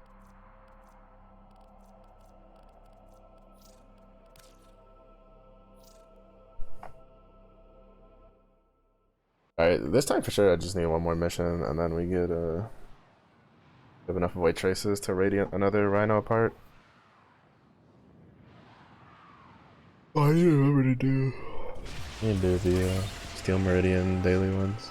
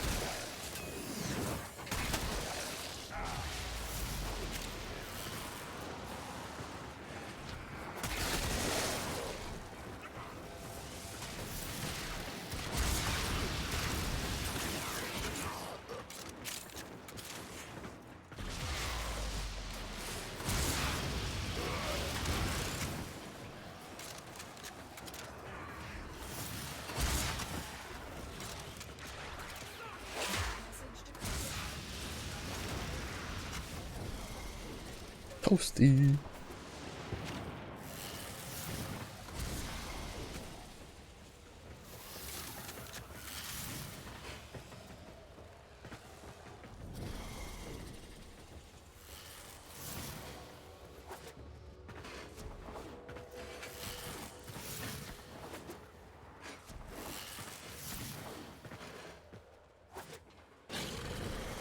Oh shit.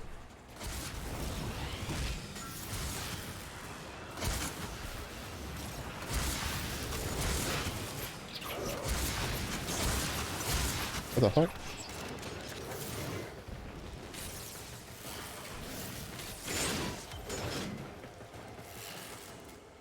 I didn't even see where he went. He was just like disappearing. Oh, he's got the axe I want to make. Clarifying axe.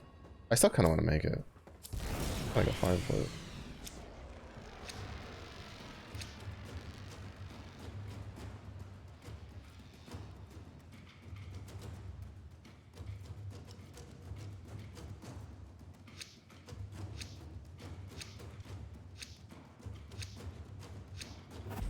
Try and capture another signal. Be careful. The enemy has surely rallied stronger. Got fun with it. I have enough to go crack something open.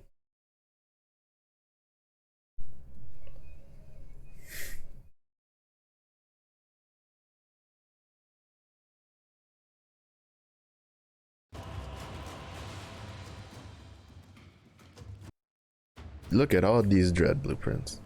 I think I have like 3, 4 of them. I might remake it in the future. I haven't decided.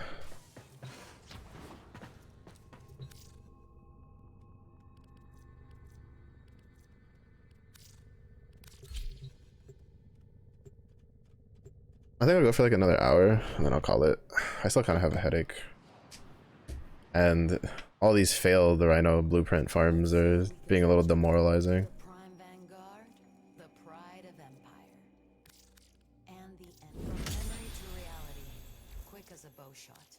Don't go leaving anything unsaid.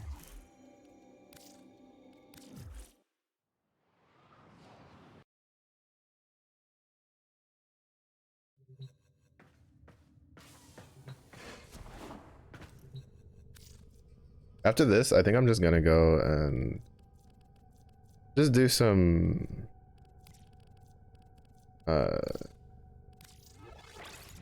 capture runs. See if we can get some Aya, farm up some more Meso Neo relics.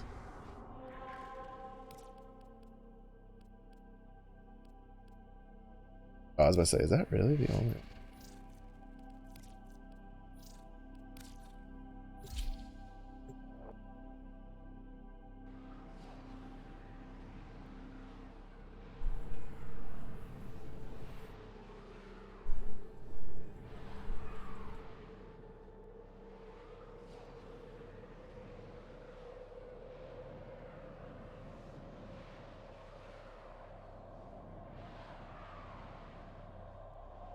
What's today? Tuesday?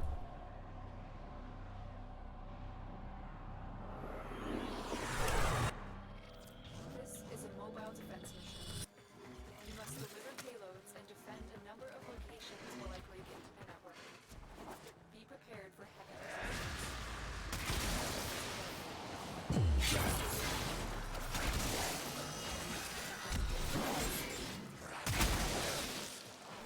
To open a relic, are you confident?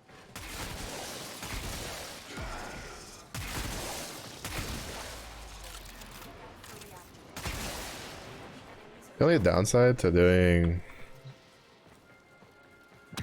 missions in the void is you don't know, like, from visual.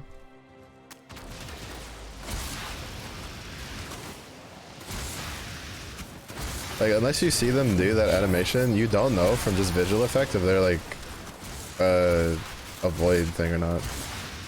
Like ones that'll drop like coolant or whatever it's called. Reactant.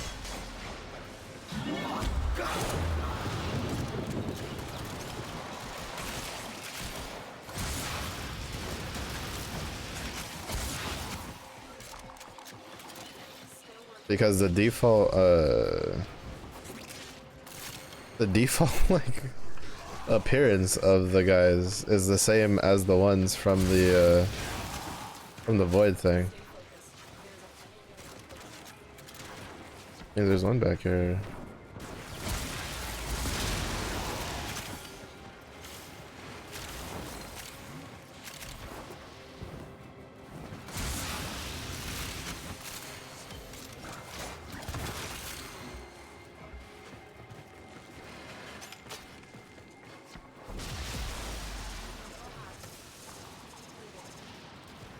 We've got to find a terminal.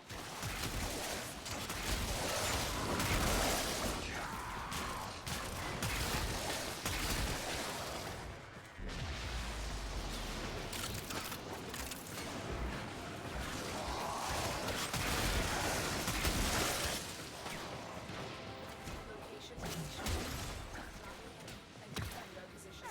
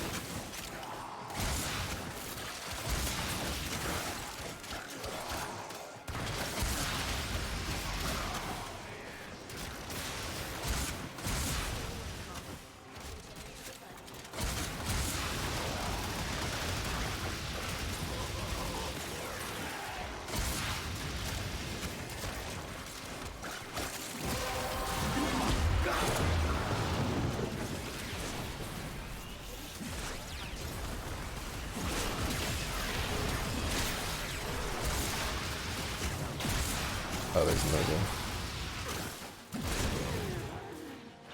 Rather Neza? No, yeah, that is a Neza. Because I don't think Neza's spears is his subsume ability. I think it's his ring.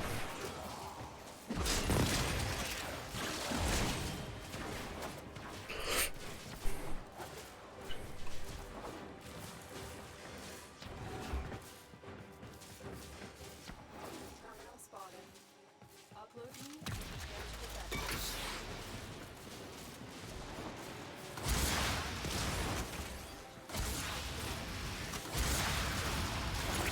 But you know, climbing up the rails is dangerous.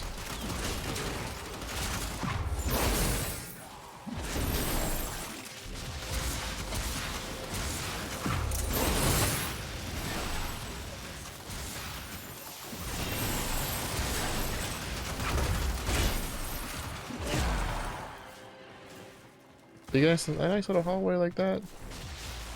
You just chain them, hit them real hard. They did.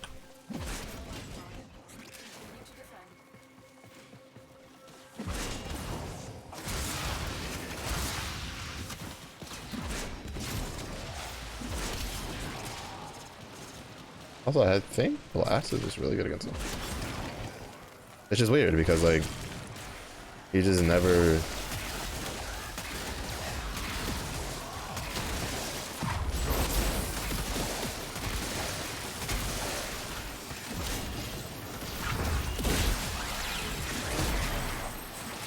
He just never put Blast on anything that's not like that one glaive that you get from story or this. The Zorus, I think is what it's called. It's been so long since I've used it, I don't fucking remember what it's called.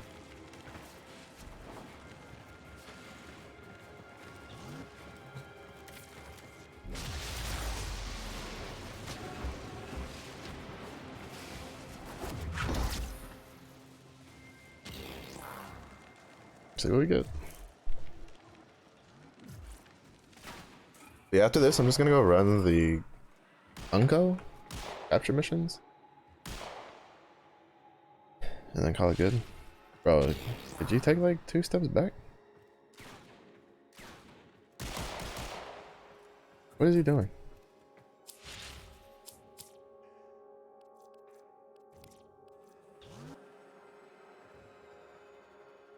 Yeah, like it's so it's so like morale breaking to fucking farm for this stupid thing. Because all I'm sitting here is like, man, that's another Aya and 100 Radiant gone. 100 Traces gone. Another Aya and another 100 Traces gone. Just, that's all that's going through my head right now.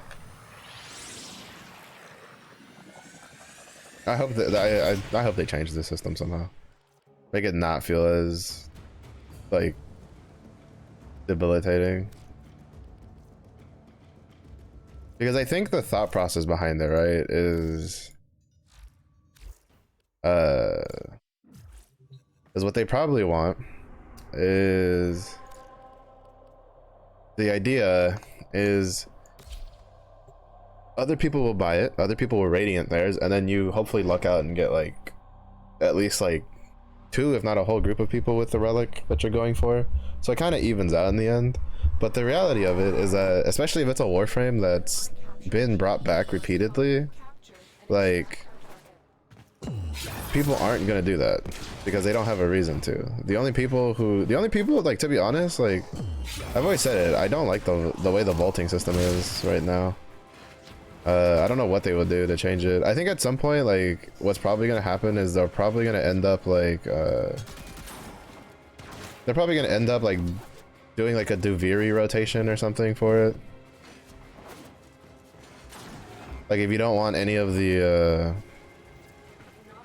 like, give a 4th option, right? Like if you don't want any of the blueprints you have, you can choose like, they could put like the old Prime blueprints on it, so that way you could at least get a Prime blueprint like that. And they'll probably just do it for like the really old ones, like Rhino Prime and shit like that.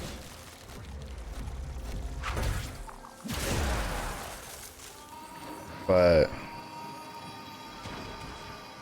this current system with the Aya just does not feel very good. What's up, Zephy?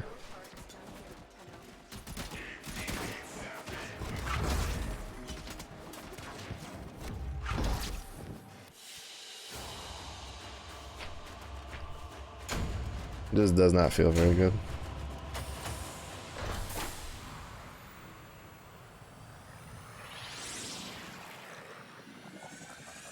But we're just gonna spend the next like 40 minutes farming this, and then I think I'll call it for the night.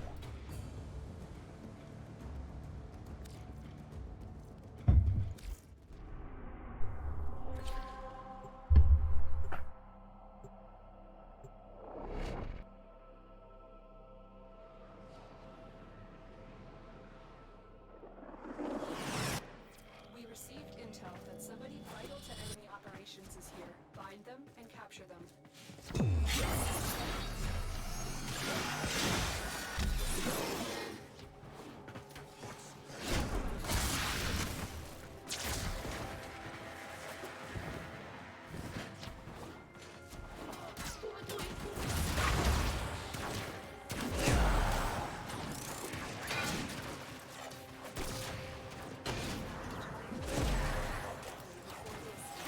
Bro, there ain't no way he survived the red crit from that.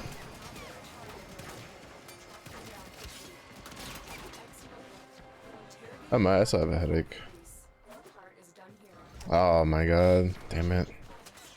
I hate that so much. Like, just why? Capture missions should not be able to get turned into like eliminations like that. Like, the change of plans thing should be at the beginning if it's gonna happen. Like, you come in and it's like, never mind, fucking don't do it. Like, you should never, like, never, ever, should there ever be a system where upon completion of the objective then randomly changes to then make you do more work for no reward, no extra reward. Like I detest it. Like, I'm sitting here, like, I specifically just want to do this so I can just sprint through these missions to get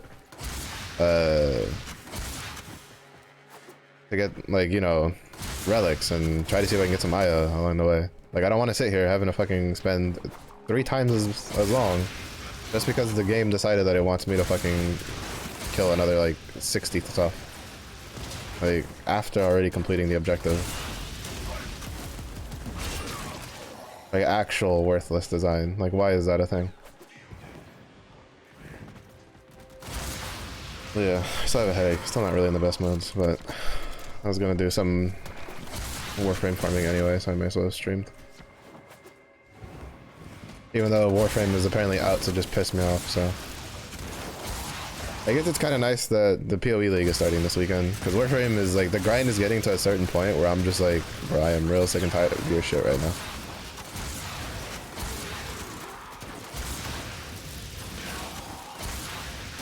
Like, ironically enough, the corrupted stuff, like once I like started doing enough of them and I was kind of getting a feel for where the keys were, where the vaults were, like it became almost relaxing to do. But this whole like system with the resurgence thing is so, and it's just annoying as shit.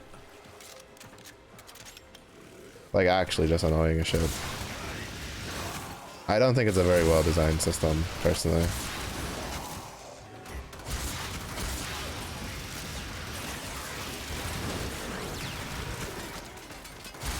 But it is what it is, I guess. They gotta try to find some way to get money. Keep the lights on. I'm not saying that like oh, you know, they get everything. Like I'm not saying that like if this was Blizzard. I mean literally, like from what I understand, they don't really have a lot of ways to monetize this game, like aside from like the packs and stuff. Or I should say they don't really monetize a lot of these games like a lot of other free-to-play MMOs tend to do. Successful mission. Find extraction.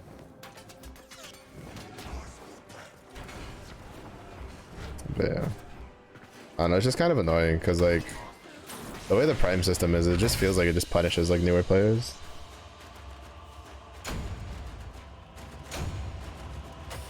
See, like I got nothing more. Like the only reason that should be a thing, like if they're gonna do it, what it should do, it should double my rewards, right? Like, if I get a relic, it should give me 2 relics. If I get Aya, it should give me 2 Ayas, or give me 2 chances at rewards, right? I get a relic, get an Aya, get 2 relics, like stuff like that. But just being like, oh no, we're just gonna extend your mission time for shits and giggles, is like that's terrible design. Like please either remove that or just like change it. Like make it give you like some actual reward. Received intel. Substantial reward. Operations is here. Find them. Well, not necessarily substantial, but I think it should just be like, if it's for capture missions and you know, it does the thing where it's like, oh,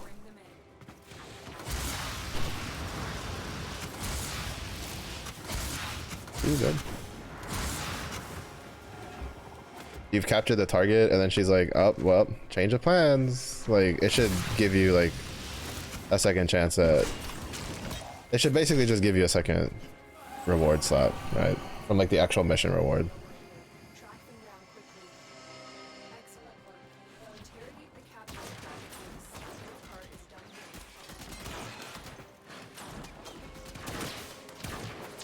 They kind of like, they need to take the Apex approach, right?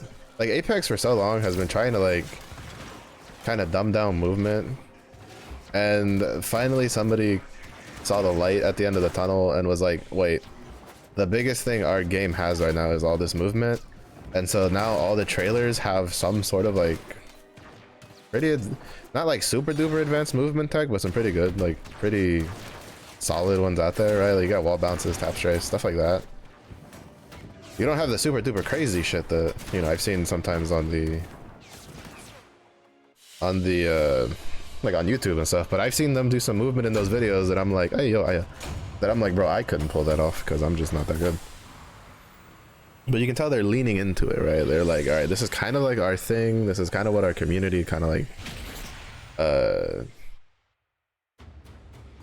kind of, you know, latch, like, you know, it's our thing, right? Like, in Warframe, I think like their thing is like speedily grinding something, because that's what ARPGs would come down to, right? Like when you play Diablo, it's like you're building your gear to like go up in levels and to like farm faster to then go up in those levels, right? Like it's kind of just the way it is.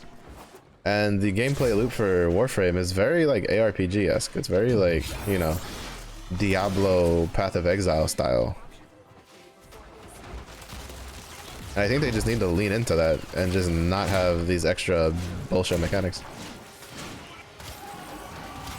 So it's just like don't slow down the gameplay, right? Like just Take off the take out the whole, oh, you need 2 players to open this door. Like, take those out. Take out the hacking, like that security causes. I'm going the wrong way, aren't I? That the security thing causes doors to lock. Alright. I don't have to like worry about this. I hate when it does this. Where I have to actually figure out myself how the fuck to get out of here. Because this layout's actually confusing. It's always on these layouts where it's like really confusing to figure out how to get out of here.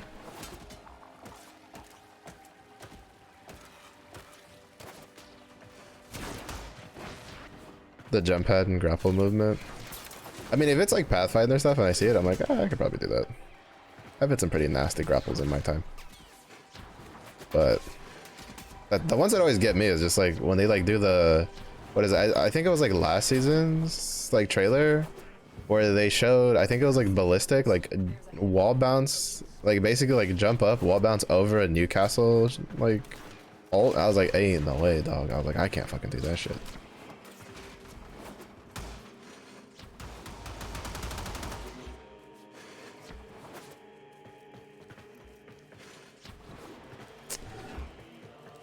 Oh, this shit annoys the fuck out of me though.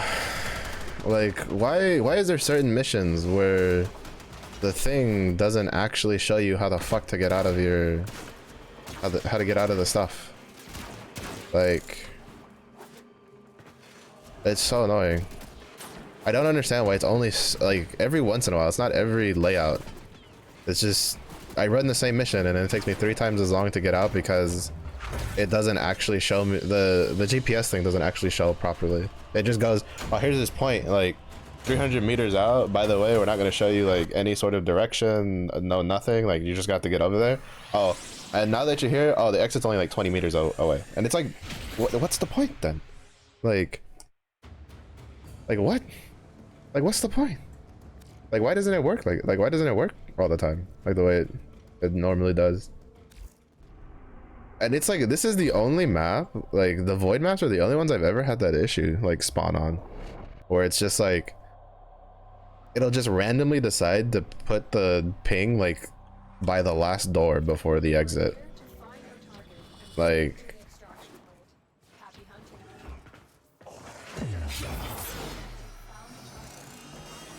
I don't get it. Like I don't understand like why it's like that.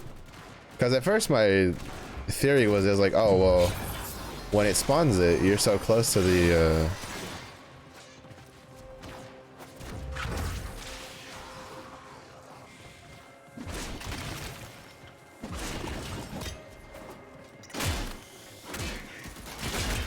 you're so close to the exit, or maybe you're close enough to where it thinks you're gonna, like, you can just go through walls or some shit.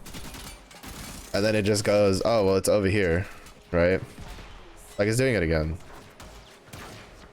Where it's putting the marker like way far away and I have to go figure out, like, I don't know why it does that on certain tile layouts. And it's only ever happened to me on this map. I've never had this issue on any of the other maps I've dealt with, like constantly running. Like none of the other capture maps have had this issue, none of the, like, just none of them. I don't understand why the void maps, it's just like, well, we're just gonna randomly put the thing like all the way over here. Hope you know how to like navigate the area. Like obviously it becomes less frustrating the more you run it, because then you just know the way out, right? Like I can kind of generally figure my way out. It was really frustrating the first couple times I was doing these runs and it was happening, because I was just sitting here like, I don't know what's going on. I was like, I don't know what to do. I don't know where to go. And I'm trying to do these speed runs, and then instead of taking like a minute and a half, they're taking me like almost 4 minutes to do. And I'm just sitting there like, bro, like, why is your system not working? And, oh man, if y'all had seen me play Monster Hunter World with the fucking, with the lamp bug things, I forget what they're called. The ones that track the monster, when those would just randomly just go like all over the place, like, oh my god, the amount of fucking cussing that would come out of my mouth. It was literally nothing but just cuss words when I'm trying to like figure out my way around the map, and these stupid bugs that are supposed to like help me track the monster are doing God knows what.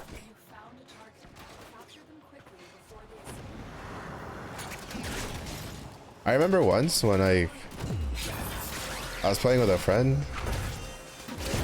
and like this is like I had finished like it was like towards the end of Monster Hunter World, like before Iceborne came out, like but I was like in endgame for World, and I had like kind of already figured out the layouts and like where a lot of the monsters would get, like how to get around the map basically, and I knew someone who just picked it up, and like their fireflies went like they went left, and I'm like ignoring it and I'm going my own way, and my friend's like Mello, it's this way. I almost said my actual name. It's over here, the fireflies are saying to go that way, and I was like, okay, you can follow the fireflies if you want, I'm gonna go this way. And so lo and behold, it took him an extra 5, like I shit you not, 5 minutes for him to catch up and get to the monster. I'm just sitting there just, you know, chilling, just following the monsters that's going around the the map. And he's like, shut up. No, gamer words, those are, that's outside of my expertise. That's stuff like the R word. I don't get that crazy. Those are like actual gamer words. But it's just like, I don't know what would happen. It would take you the longest way. The fireflies, they, as with like different updates and stuff, they would kind of like fix it a little bit every time, but it was never perfect. It never directly showed you the path to the monster. I think part of the issue was just the maps, like the locales, especially like the forest area, was just so obtrusive to kind of navigate around, that like you kind of needed the firefly things to kind of show you the way, because until you've done like probably 100 or so hunts there was no way you were gonna like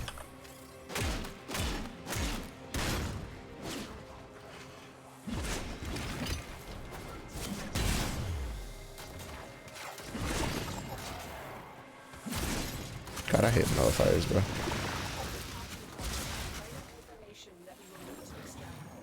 Well, I also hate the fact that you cannot, for whatever reason, you cannot use Cooler Rose 1. And I'm assuming the same thing goes for Landslide. You cannot use Cooler Rose 1 on, like directly on targets, right? Like you can't, it doesn't lock on at all for capture targets. Like it just doesn't work. You have to do the teleport next to them and then you have to hit them. And it's like, excuse me? Like, why is that a thing? It can't be for balancing purposes. I'm pretty sure it's probably something they did to counter something else, and then like it just happened to be an issue. I don't know. Oh, rude. It just happens to be an issue for like Kuluro. I wonder if they did it so that like Revenant players, I don't know. Well, actually not even that, because you can just kill the Thrall, like the enthralled thing. Like it's not like it's that big of a deal. Like I don't know why they did it. Maybe for mind control purposes, because you can't deal damage to mind controlled enemies. But maybe that's why. And then maybe mind control just uses the same like line of code that stuff like Kuluro and like Kuluro's 1 and Landslide deals like uses to like lock onto targets. But I just find it really odd that like it's just capture targets, because it works fine on like assassination targets. Well, it kind of sort of depends on the assassination target. On the bigger ones, not so much. Not so much. Must find, capture, and extract our target.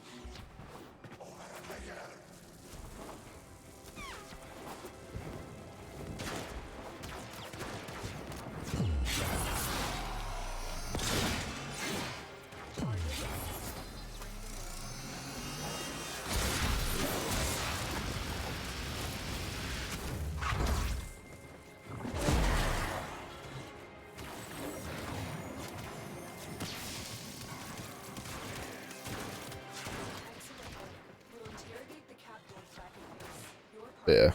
done here. But yeah, Barrow is supposed to come this Friday, which will be nice because it means I won't forget when I get sucked into Path of Exile starting Saturday to go fucking check out what he's got. I should have a decent amount of ducats. I don't like calling them ducats. A lot of people call them ducats. I like calling them ducats because it's D-U-C-A-T-S, and I just like calling them ducats because it sounds cooler to me. and extract Ducats sounds fancy, right? Sounds French. Sounds like something you would say at like a French restaurant. Give me a 3 plates of the ducats.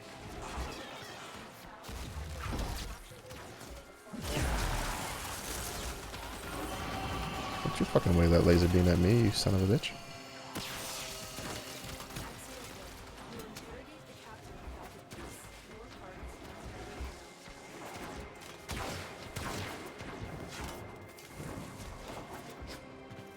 Oops.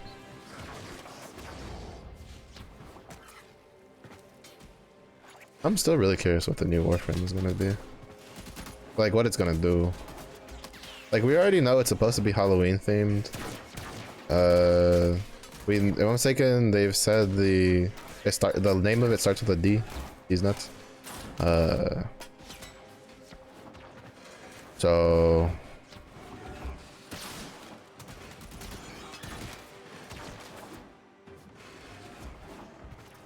like I think the most obvious correlation is people thinking maybe something like Dracula, but we technically already have like a vampire themed Warframe in Revenant. Like apparently like Revenant's abilities are based off of Dracula with Mesmer Skin, enthralling, stuff like that. Turning into this like intangible form. So I don't think it's gonna be a Dracula frame. But the only other thing I can think of is like there's an undead thing that starts with a D and I forget what it's called. Well, there's like the half a vampire thing, but I don't think that's gonna be a thing.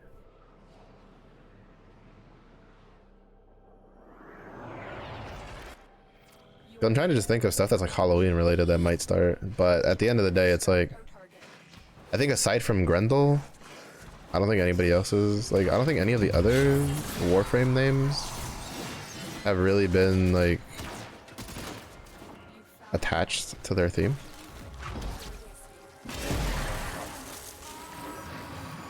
Like who the hell would look at Kulero and be like, yeah, he's something that teleports, or he's a guy who's gotten stabbed like 20 billion times, like from his name. Not me. I mean, maybe something in Latin or some shit like that. Like actual Latin. I don't mean like Spanish. But at least for my Spanish bilingual ass, I can't fucking figure out how Culero. Even then, like just fucking saying it in Spanish is weird. It feels weird. Culero. It feels weird to try to roll the R and then have a V next to it at the same time. But I don't think it's like Spanish in nature. Ayaya. Alright, so my luck for the Aya is actually better this time, because last time it took a full hour to get one. This time it hasn't even, it's taken less than an hour. We've done this for like maybe 20 minutes.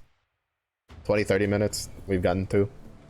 On average, I think when I was looking at the video, it was supposed to be on average you're supposed to get like 3 to 4 in an hour of doing it. That's if you were doing it like a minute per run. So basically in 60 runs you're supposed to get on average like 3 to 4. I did 60 runs and got 1 last time, You are here to find a target. which is why I was doing like the bounties and stuff like that. Which, I mean, to be fair, the bounties took like, didn't take too long. I needed the standing. I got other rewards from it, so I'm chilling.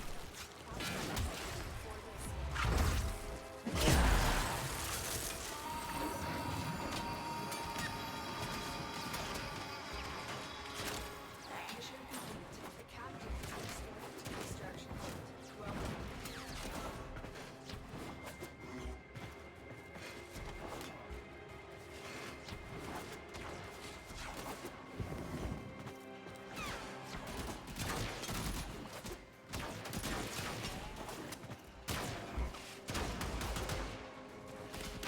Also, if that starter pack ever gets changed to like something I actually want that's not like Ember that I haven't made yet, I might actually buy it at some point.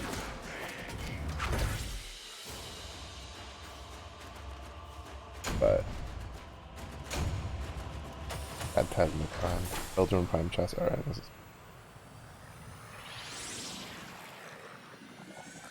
It's so hard to get excited for prime weapons though.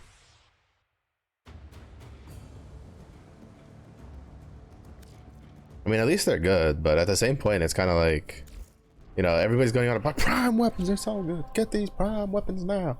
You know, hitting you with the car salesman approach. You know, buy the car now, buy the. You know, like, you know, everybody's like that with prime weapons, and then it's just like, meanwhile, you know, all the new players are just like, yeah, like we wish we could use those.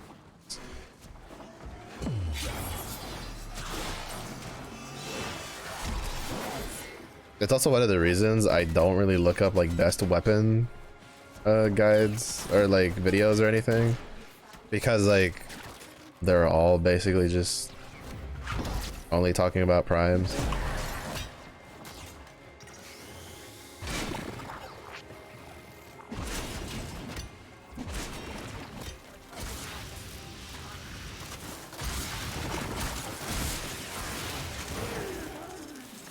Why is the nullifier just so much more tanky than the other capture targets? It does not make sense to me.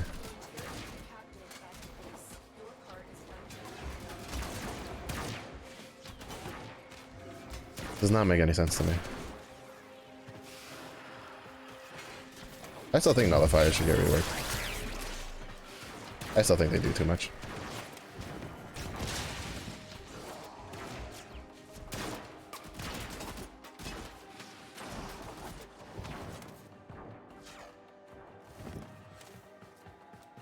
What is this way? It's taking a little bit to figure out where it wanted to go.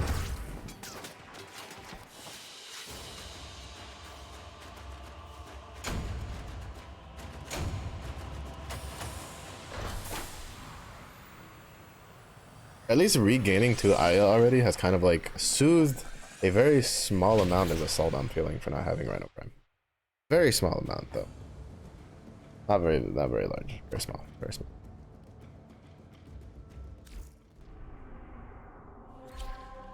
To the point that I might start buying the Axie relics just to do those, just to try to get the Rhino part off of that, because that one's a common one, which is still probably going to take a while because it's competing with like 2 other things.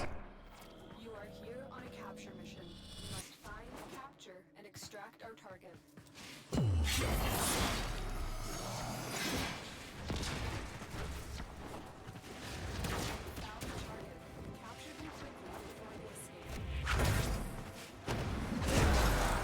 The fuck over here, you bitch. Mission complete. The captive is escorted to the extraction point. Well done.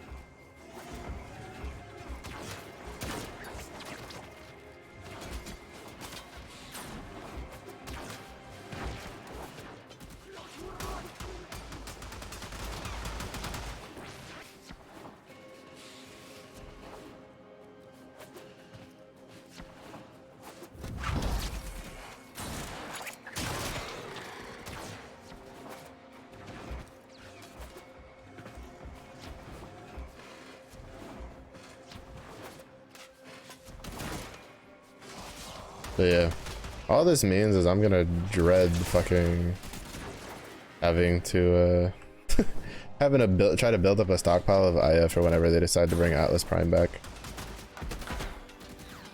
Because like, to be honest, like I want Rhino Prime, but I also kind of don't care. Like realistically speaking, I was really excited for Rhino, like getting back into Warframe, but then like after playing it, I'm like, he was really good like at the beginning, like beginning of the game. Towards mid game, especially with the Cooler changes, he fell off quite a bit for me, because like it just feels like it takes way more shit I need to do to make him work compared to, well, Cooler. Like to be honest, like, you know, even if I ignore Revenant, right? Because if we ignore Revenant, because at this point I wouldn't have Revenant without Duviri Circuit. Like I would not have them because I need the rep, the standing for it, right? Operations is here. Find them and capture them. Like I wouldn't have the blueprint for him. Because I think I have like I've gotten his like his actual like blueprints a couple times from the actual like from the bounties and stuff, like a couple of them. Like for his frame or his, yeah, I think it's like a systems blueprint. Hold up, I'm gonna fucking get myself killed if I like just engage. The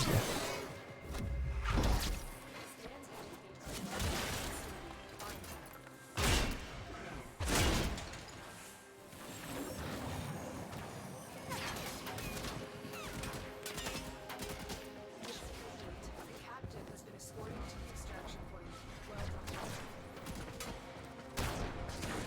Well done.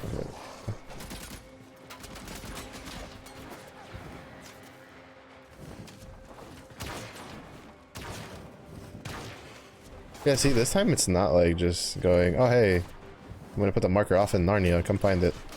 Like it's in the same general direction. I have to like keep doing, you know, it's in the same general distance. I don't know. It's just fucking weird.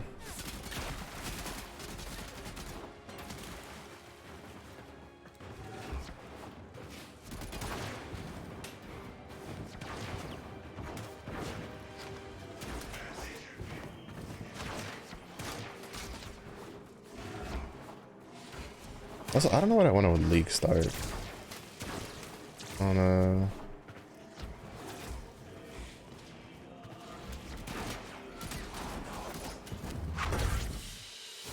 for the next League, because there's a couple like things to take into consideration, right?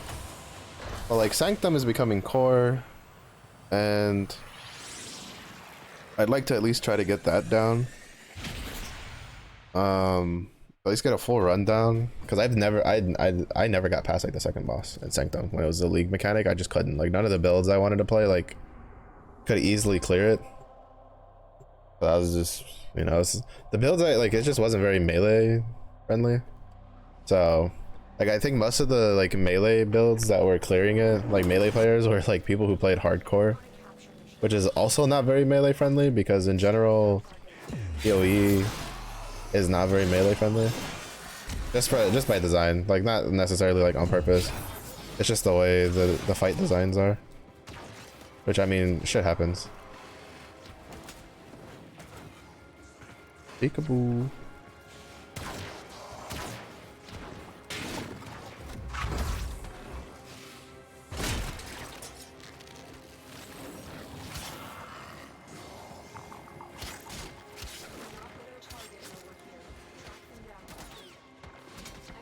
But yeah.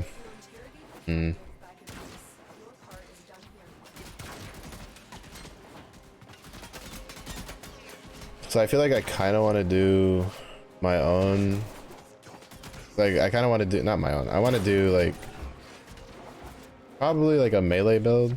My brain thought M to M, so I went like from melee to my own. I don't know why, but I'm trying to figure out which one I want to do. I'll probably end up just doing Bone Shatter, just deciding whether I do Slayer or Juggernaut.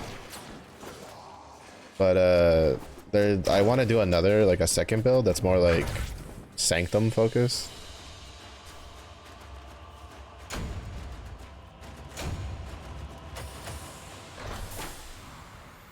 So there's also a potential that more strike skills might be like viable, because basically GGG went trauma stacks are what make Bone Shatter strong, very stonks. We're gonna take that mechanic, turn it into a support gem, and toss that bitch in the game. So now you can support other strike skill gems with trauma. They give it the big Damashkis, and it's like, okay, I mean, sure, I guess that is an easy way to do it.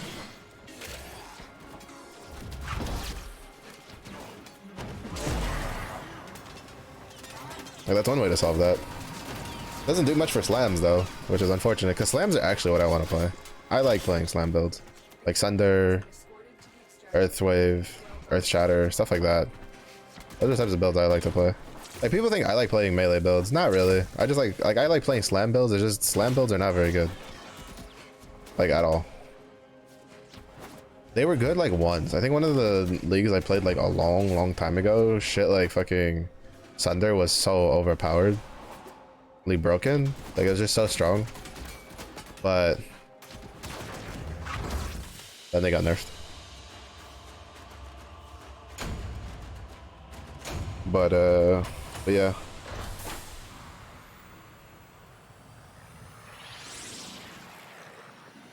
It'll be interesting to see. It'll be interesting to see how it pans out.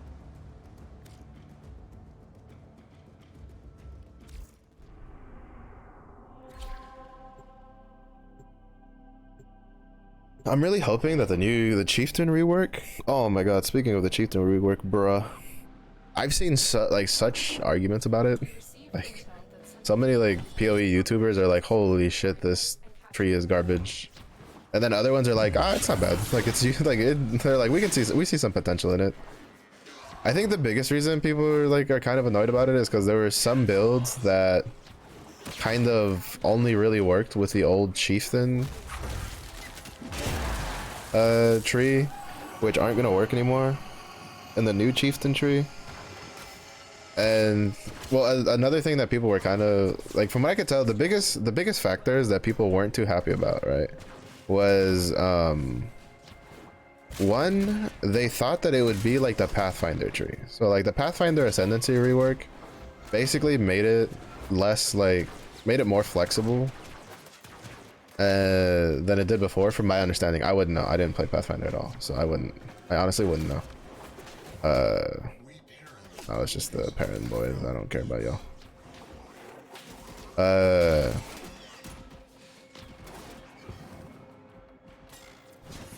But from what I understand, it made it like a lot more builds were a lot more viable with that Ascendancy. It made some builds that wouldn't exist like work, like stuff like that. And a lot of people were kind of expecting something like that for Chieftain if they were going to rework it. Well, just in general, because this is the thing, right? When you do a rework, something like a rework in the game, the way you do the first rework sets the tone for the expectations for any reworks after that. And if the reworks after that don't meet that expectation, it's not going to be very pretty. It's not going to be very pretty. It's not going to be very well received. I've seen it happen so many times. And right now I'm seeing it now, right? Where a lot of people aren't happy because it seems like for Chieftain, they did the opposite. They kind of tried to lean heavily into this like fire build kind of deal. And I've been seeing a decent amount of people kind of like chastising them for that. But at the same point, like, if you think about it, what else would you do with it? Because like before that, it was like a totem. Like when I played Chieftain the first time, it was literally only for totems, right? You never used the fire nodes. That was a long time ago though. Then I think there was like some fire builds and shit that came out with it that were pretty good. I don't know. I haven't played Chieftain recently. I know the only build I know of recently that like required Chieftain was for Frozen Legion, where which is a ice to fire conversion build. That basically you played it with Chieftain because it was like the best one for it, and it really enabled that. And it's just like, which, speaking of, I really hope, like, I don't know if they'll do anything to Frozen Legion, but I kind of hope it gets like balanced in a way where it doesn't require a super duper rare unique to be usable. But I don't know how they would do that. But like, I think that build might just get better. Granted, I've seen like nobody use it recently, which kind of sucks because I think Frozen Legion as a skill is pretty cool with the ice clones and the stacks and stuff like that. Seems pretty cool. But yeah, I need more of these. I need a lot of these. I can get the Phantasma Prime stock and the Hildern Prime chassis. Actually, do I have the Hildern Prime chassis? I don't remember. I think I have a Hill. No, I think I have the Neuroptics for Hildren Prime. I don't think I have this chassis. The problem is I need the blueprints, the frame. Like, I'm missing 3 other things.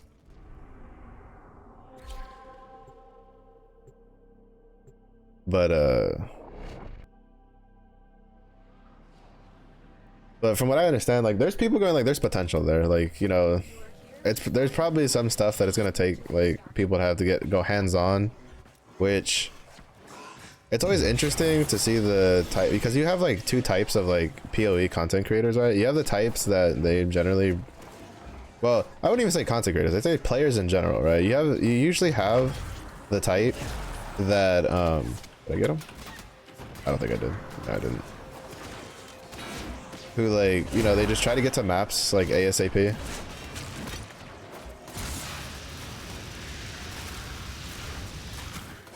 And they just, you know, they do their League Start build and then they rush it and then they get over there. And then you have like other players who they look at the new stuff and they're like, man, we want to try this new shit out and we have to like figure this stuff out. And I'm basically like, I don't think any like super crazy chieftain builds are gonna come out like until probably like a week or 2 after. Because at least not from the ones I watch, like there might be someone who's like kind of like trying to big brain something from the chieftain maybe, but most people I watch, like they're just kind of like whatever and moving on, just because like at face value like nothing seemed to really like stand out. It'll be interesting to see if something, I think like maybe Molten Fisher, there might be a Molten Fisher build maybe. Is that the one I'm thinking of? No. Tectonic Slam. Molten Fisher is a different one. Molten Fisher is one that I'd like to use, but that's I cannot. I am too old to be using that skill. Not to mention, well, I don't even think I'm too old. Like that skill, just the way it works is kind of weird. From what I've seen, like the only way people were just like it works really good is like totem builds. Make the totem cast it and aim for you, because it's a bit much to have to aim it yourself. But Tectonic Slam, I think, is what I'm thinking of. Where it's like, the more endurance charges you have, the more like fissures it shoots out. Like it is a slam build. But if there's a Chieftain Tectonic Slam build that pops out with this shit, I'm all over it. Tectonic Slam was a build, was a skill I used once in a while, a long time ago. I loved it. It was so cool. But it's also kind of not very good because it's a slam skill. I think the only slam skill that's like considered good is Sunder. And that's because it synergizes really well with Blood and Sand stance. Or not Blood and Sand stance, which one is it? Like it's well, it's the same shit. There's another one where it's like you get more AoE but you deal less damage. The other one you deal more damage, you get less AoE. That one. It synergizes really well with that stance gem. So but even then usually I don't see a lot of end game builds with it.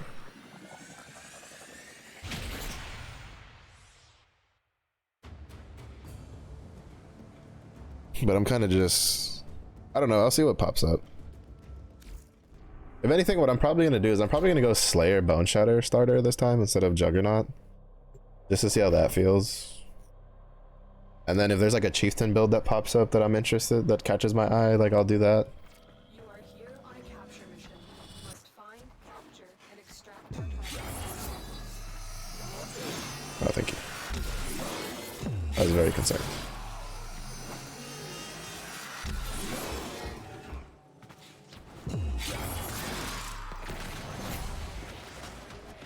Oopsies.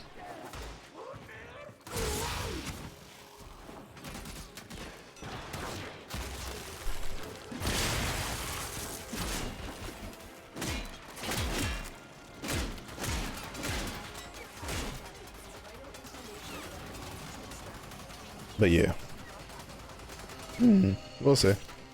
I'm just hoping the new league mechanic is kind of fun. The whole like auto battler thing seems kind of interesting.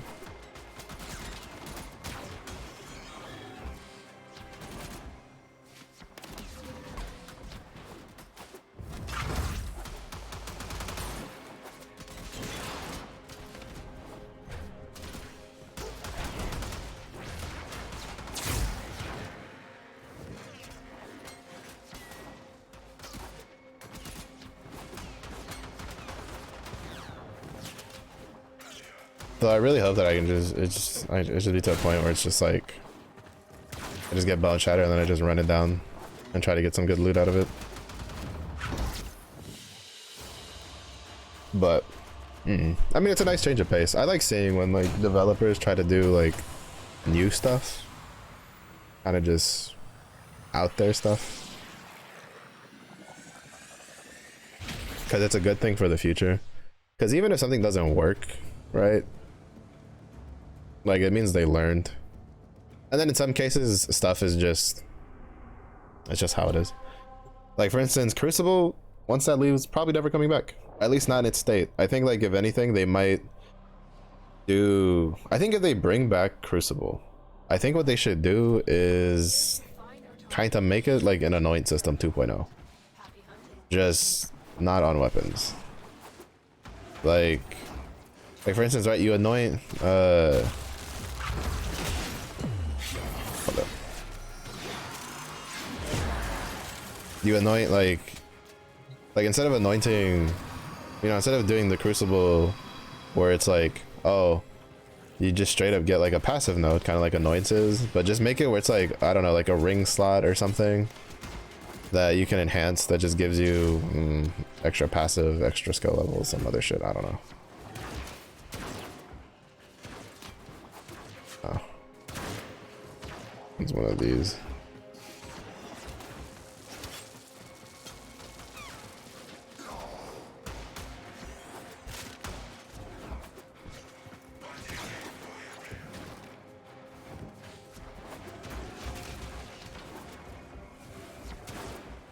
Yeah, you can see like it just randomly sometimes just doesn't want to give me the go this way, like, you know, the nearest door to me to show me the actual way out. It just puts one like 400 meters out.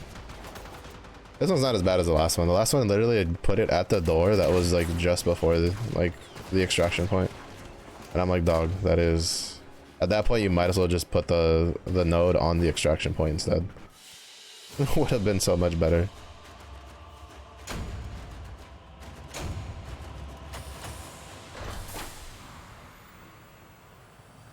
All right, 5 more runs, and then we're done. Then I'm done for the night. Give my brain a break.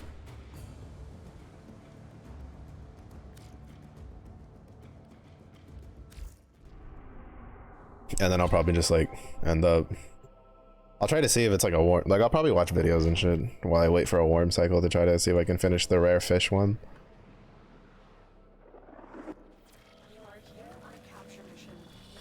Oof. Capture, extract our target.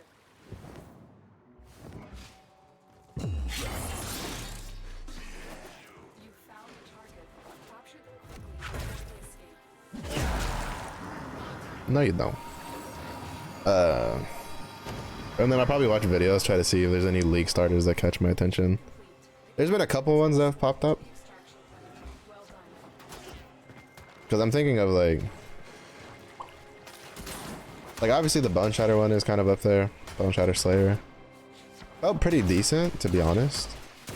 Like when I did it, I forgot who I was talking to that just was just like, bro, ain't no way you fucking like, I think it was Slinky. It was like, there's no way you fucking he was like, there's no way you're doing another Bone Shatter build after you already have one Bone Shatter build in like red maps.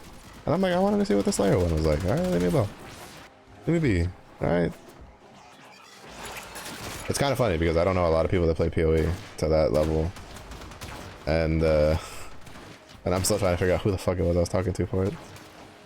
It was either, if it wasn't Slink, it was Zoe. It was probably Zoe. Zoe, just like, you're making another new character.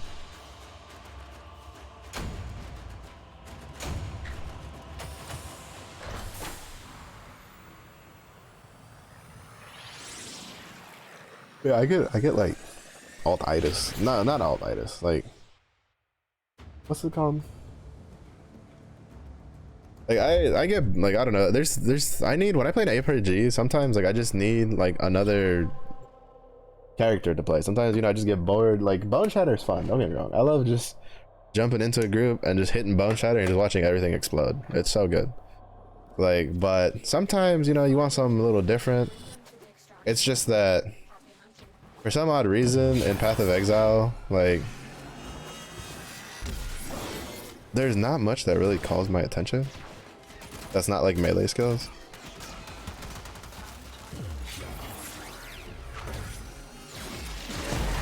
And the few like non-melee skills that call my attention either A, need some sort of ludicrously expensive like build to work, like with uniques and like anoints and there's all sorts of different shit, or like they don't have like a build, right? Like they're not like main skill viable, and just are sometimes used as like supplementary skills.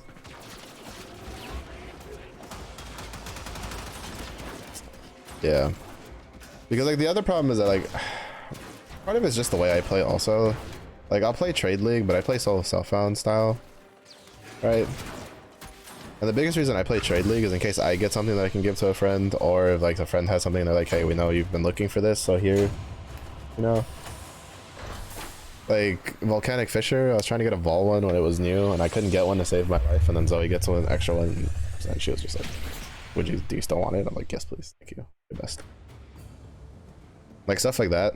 But I don't like actually doing the trade side of things because it's like, gotta whisper the dude, gotta see if the dude's free and not running a map. I got like, you know, mostly that part. Like if there was a way to skip that part and just go and trade and just buy the shit, I'd do it. But I'm also just lazy. That's another thing. Capture and extract our target.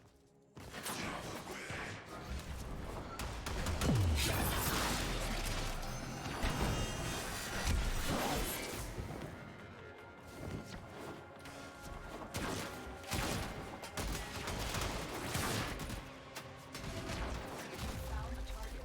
Capture quickly before they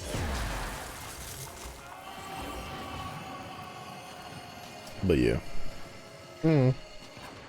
We'll see. will interrogate the captive back in place. I also like Bone Shatter because it uses axes, and I like using axes. Kind of my thing. Granted, the two-handed swords are pretty fun too.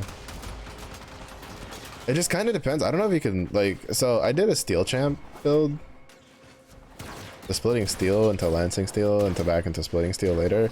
That felt really fun. Like to be honest, I really enjoyed that because I'm a sucker for the whole like loading swords behind your character thing. I think that's really cool. But unfortunately, I don't know if it's actually League Star viable. Like to the point of, well, it's my splitting steel had a unique sword that was like almost BIS for the steel champ.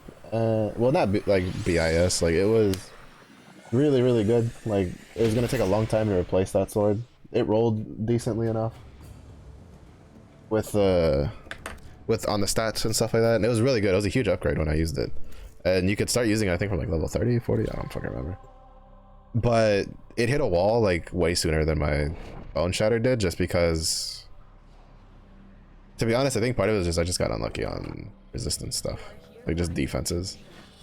But even the damage was just pretty off. But that's because, I don't know, that's the thing is with like ARPGs, right?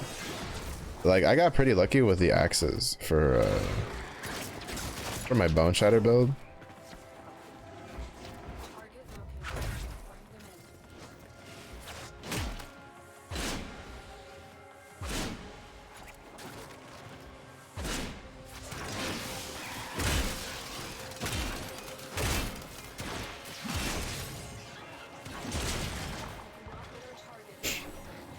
Cause I got a really good axe. Like it wasn't the best, but it rolled with so much good shit on it that it was one of the reasons I just went back to my Bone Shatter build for stuff. Cause I was like, bro, like I'm not getting anything else. Like even on my Bone Shatter jug, like I couldn't find other items for my other builds to make them like good.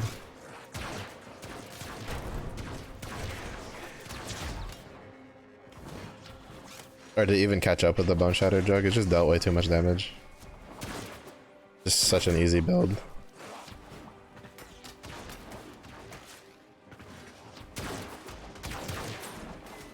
Just such an easy build to have a lot of damage with. Gonna be really tanky.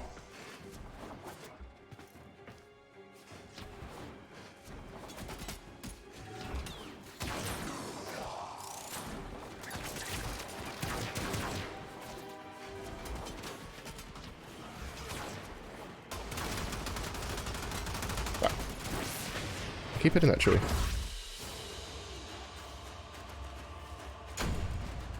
Alright, let's run. We were able to at least get 2 eye out of these runs, so I'm kind of chilling. I'm half chilling. I think I've used like 4 today. To be honest, I try not to count because if I count, I'm gonna get really annoyed. Because I was keeping track over the weekend and that was not helping my mental. Like, I was ready to throw hands at this game.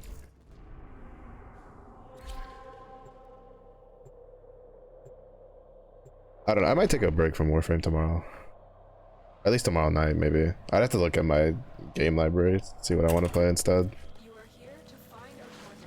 That, or I don't know, maybe just take a break from the Rhino Prime farm and then try to farm something else. The problem is, I don't know. Well, I guess like Citrine. You farm Citrine, it's like weapon.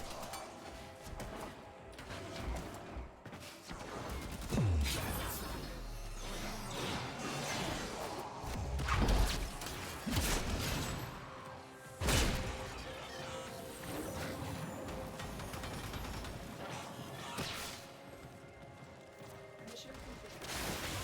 Escorted to the extraction point. Well done.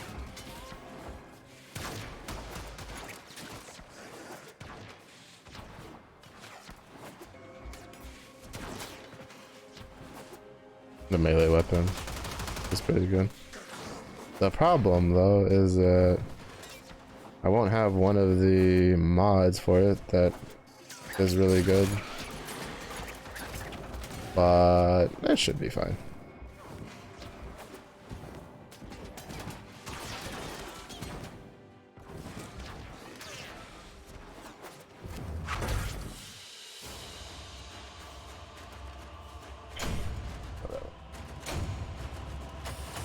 Oh well, we got a good batch of credits out of it too though. I think we got what? I'm pretty sure we were at like 1,090,000. Now we're at 210,000. Right, now we bumped that up by like 130,000. All right, let's see who is live so I can yeet the chat.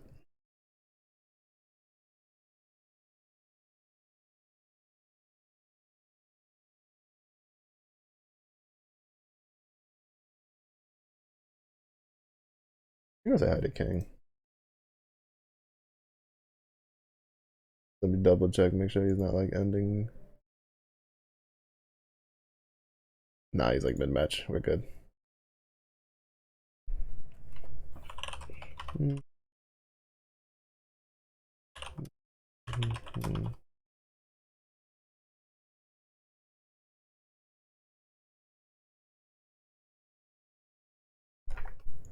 Alright, we're gonna go raid King. He's playing Valorant.